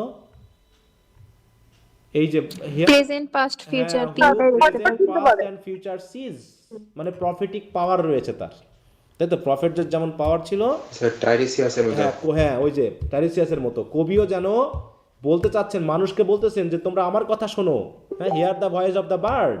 কারণ এই বার্ড অতীত, বর্তমান, ভবিষ্যৎ সব দেখতে পারে। এমনকি সেও যেন সেই অ্যাডাম এবং ইভের সময় যেন সে ছিল, এবং সেখানেও যেন সে শুনেছে, সে হলিওয়ার্ড শুনেছে, যে হলিওয়ার্ড বা সৃষ্টিকর্তার কথা শুনেছে, ঠিক আছে? এরকমভাবে বোঝাতে যাচ্ছে। তার মানে এক্সপেরিয়েন্স, এই বার্ড বা পয়েট কি এক্সপেরিয়েন্স নাকি? হ্যাঁ, তার ভালো মন্দ সম্পর্কে যথেষ্ট জ্ঞান আছে। পৃথিবীর সৃষ্টি, পৃথিবীর ধ্বংস, পৃথিবীর স্রষ্টার পাওয়ার, মানুষের অক্ষমতা, মানুষের পাপ, মানব মুক্তি, সব বিষয় সম্পর্কে যেন এই বার্ডের কি আছে, নলেজ আছে নাকি? এটা বোঝাতে ব্যবহার করা হয়েছে, ঠিক আছে? হ্যাঁ, শের দ্বারা কি বুঝাইছে? আমি আবার বুঝি না, শেল একটু ধীরে বলো তো। এই যে মাইটি, যে ভবিষ্যৎবাণী সম্মত, SHEER। SWER সিয়ার। সিয়ার মানে কি? ওটা সিয়ার। হ্যাঁ, সিয়ার, SWER। সিয়ার মানে হচ্ছে ভবিষ্যৎ দ্রষ্টা, যে ভবিষ্যৎ দেখতে পারে। ওই প্রফিটিক পাওয়ারটাকে এখানে বোঝায়। সিয়ার মানে কি? দেখো, a person of suppose supernatural insight who sees vision of the future, যে ভবিষ্যৎ দেখতে পারে তাকে বলে সিয়ার, মানে প্রফেট। হ্যাঁ, বা এমন কোনো মানুষ যে হচ্ছে খুবই জ্ঞানী, যে বর্তমান বিবেচনা করে ভবিষ্যৎ সম্পর্কে ধারণা দিতে পারে, এটাকে বলা হয়। স্যার এখানে প্যারাডাইস লস্ট বলতে কি বোঝানো হয়েছে? প্যারাডাইস লস্ট মানে হচ্ছে যে প্যারাডাইস হারালো না অ্যাডাম ইভ, প্যারাডাইস থেকে তাকে বিতাড়িত করা হলো, এজন্য প্যারাডাইস লস্ট বলা হয়। ওখানে আরেকটা জিনিস ছিল, জন মিল্টনের এপিক, সেটাকে বোঝানো হয়েছে। মানে যেমনটা দেখানো হয়েছে।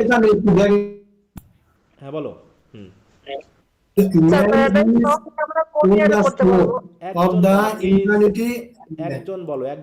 একজন হাত তোলো তো, কে কথা বলতে যাচ্ছ? সবাই একসাথে বললে আমি কারো কথা বুঝতেছি না, বরং সময় নষ্ট হচ্ছে। হ্যাঁ, প্রথমে উর্মি কিছু বলতে যাচ্ছিল, সোমাইয়া, উর্মি। স্যার ওই যে God has been kind towards, ওই যে সেকেন্ড প্যারাটাতে।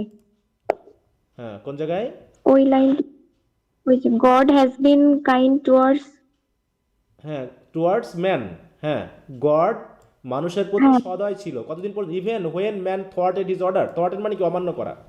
তাহলে মানুষ গডের অর্ডার বা আদেশ অমান্য করা সত্ত্বেও গড কি কাইন্ড ছিল না ওদের প্রতি? জি স্যার। তাদের তো একদম মেরে ফেলেনি, হত্যা করে ফেলেনি, তাই না? খুন করে ফেলেনি, তাও তো তাদের প্রতি ভালোবাসা দেখাচ্ছে। আমরা কি পাপের বাইরে? আমাদের দেখাচ্ছে না ভালোবাসা? আমাদের তো পৃথিবীটা দিয়েই দিয়েছে। পৃথিবী কি আমাদের কাছ থেকে কেড়ে নিয়েছেন উনি? না স্যার। পৃথিবীর সবকিছু তো আমাদেরকে দিয়ে দিয়েছে। পৃথিবীর সবকিছু তো মানে অসীম, এই পৃথিবীর সবকিছু অসীম। শুধু আমরা মানুষেরা কি করছি? নিজের স্বার্থে ওইগুলোকে ধ্বংস করে আবার একটা লিমিটেশনের মধ্যে নিয়ে এসে ব্যবসা করতেছি, হ্যাঁ, পানি নষ্ট করে পানি বিক্রি করতেছি, তাই না, বনের বাঘ ধ্বংস করে চিড়িয়াখানার বাঘ দেখাচ্ছি টাকা ইনকামের জন্য, বুঝতে পেরেছ? তো হ্যাঁ, তাই বলছে গড আমাদের প্রতি সদয় আছে, মানুষের প্রতি সদয় হয়ে আছে, যদিও আমরা মানুষেরা কি করেছি, তার অর্ডারকে অমান্য করেছি, থোয়ার্টেড করেছি। হ্যাঁ, আর প্যারাডাইস লস্ট হচ্ছে একটা বইয়ের নাম, যেটা হচ্ছে জন মিল্টনের রাখা। এটা যেহেতু আমরা পড়ি নাই, ওটা আমরা এই কথা বলার, আমি বললাম কি যে তোমরা অনেক কিছুই পড়োনি, অতএব ওই কথাগুলো আসলে একটু এড়িয়ে যাবা। ওটা যে বলছে as it is shown in Paradise Lost, Paradise লস্টে যেভাবে দেখানো হয়েছে, তোমরা কি দেখেছো প্যারাডাইস লস্ট, পড়েছো কিভাবে দেখানো হয়েছে? তাহলে যখন দেখাওনি তাহলে ওই লাইন আর পড়ার দরকার নাই, ওই লাইনটা বাদ দিয়ে যাও, কারণ প্যারাডাইস লস্ট তুমি পড়োনি। ও এখন এখানে যে প্যারাডাইস লস্টের কথা বলা হয়েছে এটা তোমরা বুঝবাও না, অথবা ওই লাইনটা বাদ। হ্যাঁ স্যার, অনেক কিছুই যে আধ্যাত্মিক আর যে একটু সৃষ্টিকর্তা গড গডেস এইসব নিয়ে, তো তাই একটু আর কি শব্দগুলো আর কি একটু তোমাদেরকে বুঝতে হবে যে এখানে একটু অ্যাবস্ট্রাক্ট, আমি প্রথম দিনই বলেছি যে একটু অ্যাবস্ট্রাক্ট জাতীয় কবিতাগুলো একটু ধর্ম দিয়ে নিজেদের জ্ঞান দিয়ে একটু বোঝার চেষ্টা করতে হবে তিনি কি বোঝাতে চাচ্ছেন, এবং বেশি জটিল করে না, সিম্পলি আমরা ধর্ম, সৃষ্টিকর্তা, অবাধ্যতা, পাপ এইগুলো দিয়ে যা বোঝাচ্ছি ততটুকু আমরা বোঝার চেষ্টা করবো, এর থেকে বেশি না, ঠিক আছে? কারণ অনেকগুলো কবিতা পড়তে পড়তে একটা ধারণা হয়ে যাবে, কিন্তু প্রথম দিনই যদি সব বুঝতে যাও তাহলে বিপদ হয়ে যাবে, কারণ সব বোঝার ক্ষমতা এখনো হয়নি, কারণ অনেক কবিতা বাকি আছে এখন ওনার, ঠিক আছে? জি স্যার। আচ্ছা, তো আশা করি তোমরা পড়েছো। আর ওদিকে আর কে ছিল জানো, হাত তুলেছিলাম? আচ্ছা, শিহাব বলো তোমার কি সমস্যা, শিহাব? আর ওই যে ম্যান ইজ মোরাল কি একটা আছে না, ওই লাইনটা আমার তো কাছে বই নাই, বুঝছেন, এই জন্য একটু। ম্যান ইজ মোরাল না মর্টাল? না না, আরেকটু জান। Man is on the shore of eternity and land is starlight. Starlight দ্বারা কি বোঝালো? কোথায় man man man, o man is on the shore of eternity and the land is starlit, তাই তো? Man is on the shore of eternity মানে কি, মানুষ এখন ইটারনিটির শোরে আছে। ইটারনিটির শোর মানে বুঝো তো, মৃত্যু পূর্ববর্তী জায়গাটাকে বলা ইটারনিটির শোর। আমরা যখন সমুদ্রে যাই, সমুদ্রের কক্সবাজারের পাড়ে আমরা দাঁড়িয়ে থাকি, কিন্তু কক্সবাজারের সামনের দিকে যতই তাকাই কি আর কোনো বাড়িঘর আছে না, একদম অসীম, না স্যার, সিশোর যাকে বলা হয়। হ্যাঁ, সিশোর। আর এটা হচ্ছে ইটারনিটির শোর, মানে কি মরে গেলে আমরা ইটারনিটি, ওই যে I could not stop for death পড়েছিলাম, হ্যাঁ স্যার, ওইটার মতো because I could not stop for মৃত্যুর death. পরেই আসবে ইটারনিটি, না? তাই আমরা ঠিক মৃত্যুর পূর্বে মানে আমরা শোরে দাঁড়িয়ে আছি। পৃথিবী মানে কি ইটারনিটির শোর, আমরা মানুষরা কোথায় আছি এখন, ইটারনিটির শোরে আছি। আমরা মারা যাব, ইটারনিটিতে প্রবেশ করব, এবং ল্যান্ড জীবন, হ্যাঁ, অ্যান্ড দ্য ল্যান্ড ইজ স্টারলিট। স্টারলিট মানে কি, মানে সৃষ্টিকর্তার, তাই তো, যে সকল কি আছে, চাঁদ, তারা, নক্ষত্র, গ্রহ, এইগুলো দ্বারা পৃথিবীতে আমরা যেটা দাঁড়িয়েছি, ল্যান্ড মানে হচ্ছে পৃথিবী, এই পৃথিবীটা হচ্ছে কি আলোকিত, আলোকময়, যেটা হচ্ছে কিসের, ওই যে আমরা যখন বাইবেলে পড়লাম ওখান থেকে যে তিনি তারা খচিত করে রেখেছে, চাঁদ দিয়ে রেখেছে, এইটুকু হলো পৃথিবীর অবস্থান। কিন্তু পৃথিবী ছেড়ে আমরা যখন যাব সেটা হবে কি ইটারনিটি। আর ইটারনিটিতে আমরা কি গিয়ে চাঁদ তারা দেখবো, নাকি ওটা পৃথিবীর ব্যাপার? চাঁদ তারাটা ওটা পৃথিবী বা মহাবিশ্বের বা ইউনিভার্সের ব্যাপার, তাই না, কসমোলজির ব্যাপার। ওটা তো আর স্বর্গীয় বা হচ্ছে ওই ডিভাইন ব্যাপার নয়। তাই বলছে দেখো, the possible way to eternity, তাহলে ইটারনিটিতে যাওয়ার পসিবল ওয়েটা কি, through which he can reach his pre fall nature is offered to him.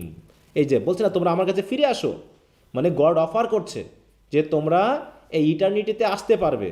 প্রিফল nature মানে কি, তোমরা তোমাদের পতনের পূর্বে তোমরা যেভাবে ছিলে সেইভাবে হতে পারবে যদি আমার দিকে ফিরে আসো। কারণ গড এখনও ডাকছে, গড আমাদের প্রতি এখনও দয়াবান, তাই তো, দয়ালু। তিনি আমাদেরকে তার কাছে ডাকছেন, তার কাছে যাওয়ার জন্য, যাতে আমরা তার সাথে থাকতে পারি আগের মতোই। ঠিক তার পতনের পূর্বে যেমন গডের সাথে আমাদের সরাসরি একটা লিঙ্ক ছিল, যে গড আমাদের সাথে কথা বলতো, ব্যাপারটা এরকম। হ্যাঁ, আচ্ছা, তো যাই হোক, একটু আরও পড়বা যতটুকু পারো, বিশেষ করে এইখানে যে এই যে স্টেঞ্জা ভিত্তিক যে ইয়াগুলো আছে না, কনোটেশনগুলো, অ্যানোটেশনগুলো আছে, এইগুলো একটু পড়ে নিও, তাহলে এখানে যে সিম্বলিক ব্যাপারগুলো আছে সেগুলো তোমাদেরকে বুঝতে সাহায্য করবে, এবং আলটিমেটলি ওইগুলোই আমাদের ব্রিফ কোশ্চেন হিসাবে কাজ করবে। বুঝতে পেরেছ? আচ্ছা, তো আজকে এখানে আমাদের শেষ করতে হচ্ছে।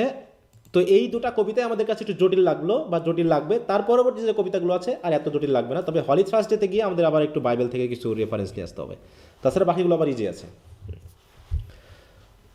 আচ্ছা, সজল আহমেদ কিছু বলতে যাচ্ছিলাম মনে হয়, হ্যাঁ একটু বলো তো, একটু দ্রুত। জি স্যার, ওখানে একটা ফ্রেজ ছিল ডিভাইটালাইজিং এন্ড ডিউ ইনারশিয়া, এটা বলতে স্যার একটু কোন জায়গায় কত পেজে? স্যার হচ্ছে ডেভেলপিং থটস এর প্রথম আর কি ইয়েতে। এই জায়গায় জি স্যার, একদম শেষের লাইনের উপরের লাইনটা, প্রথম দিকে। ও আচ্ছা, হচ্ছে দ্য বার্ড আর্জেস আর্থ, মানে পৃথিবীর মানুষকে অনুরোধ করছে to rise up from the devitalising and dewy inertia. Devitalising মানে কি?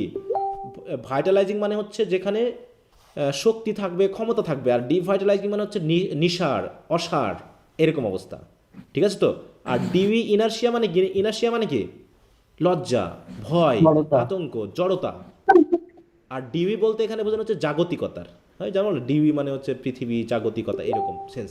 তার মানে ওখান থেকে তিনি তাদের উঠতে বলছেন, ভয়, আতঙ্ক, দুঃখ, কষ্ট, রোগ, শোক, এগুলো থেকে। এইটা ডিভাইটালাইজিং মানে হচ্ছে অসারতা, শক্তিহীনতা, এটাকে বোঝায়। ওই যে স্লাম্বারাস ম্যাচ যেটা বলা হচ্ছে ওটাকে বোঝানো হয়েছে, ঠিক আছে? আর আমেনা বলো। স্যার আমি না পড়া রিলেটেড না, এমনি বলবো জি। আচ্ছা ঠিক আছে, তুমি তাহলে পরে বলো। ওকে, তাহলে স্যার এই দুটো কবিতার একটু ভালো করে পড়ে ফেলবা। হ্যাঁ বলো সুমাইয়া। জি বলছি স্যার, ওই যে লাস্টে যান ডেভেলপমেন্ট অফ থট এর, এই যে এই যে এটা আছে না যে হার লেড ডাবলিং অ্যাঞ্জেলস,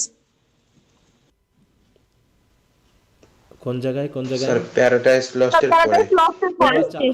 হার্ল এটা হচ্ছে প্যারাডাইস, এটা হইছে মানে অংশ, এই লাস্টের টুকু। হ্যাঁ প্যারাডাইস লাস্টের অংশ, এটুকু পরে তোমরা বুঝবা না, ওটা দরকার নেই আমাদের, ওটা প্যারাডাইস। আচ্ছা ঠিক আছে। ইবলিস শয়তানকে যে স্যার নরকে দিছিল এরকম কিছু মনে হয়। হ্যাঁ হ্যাঁ, যারা হচ্ছে ওই যে মানুষকে প্রণাম করা নিয়ে না, যে অ্যাঞ্জেলরা বাধ্য হয়নি, তাহলে ওইগুলো ছেড়ে দিলে শয়তান তো ওই যে নরকে ফেলে দিছিল, এরকম টাইপের কথা বলছে তো এই জন্য। ওই জাতীয়, ওটা প্যারাডাইস লস্ট তোমরা থার্ড ইয়ারে পড়বা যখন, তখন পাবা এটা। জি স্যার, ওকে। আচ্ছা, তো ঠিক আছে, সবাইকে ধন্যবাদ। ওকে স্যার, আসসালামু আলাইকুম। ওকে, সবাই ভালো থাকো। আসসালামু আলাইকুম।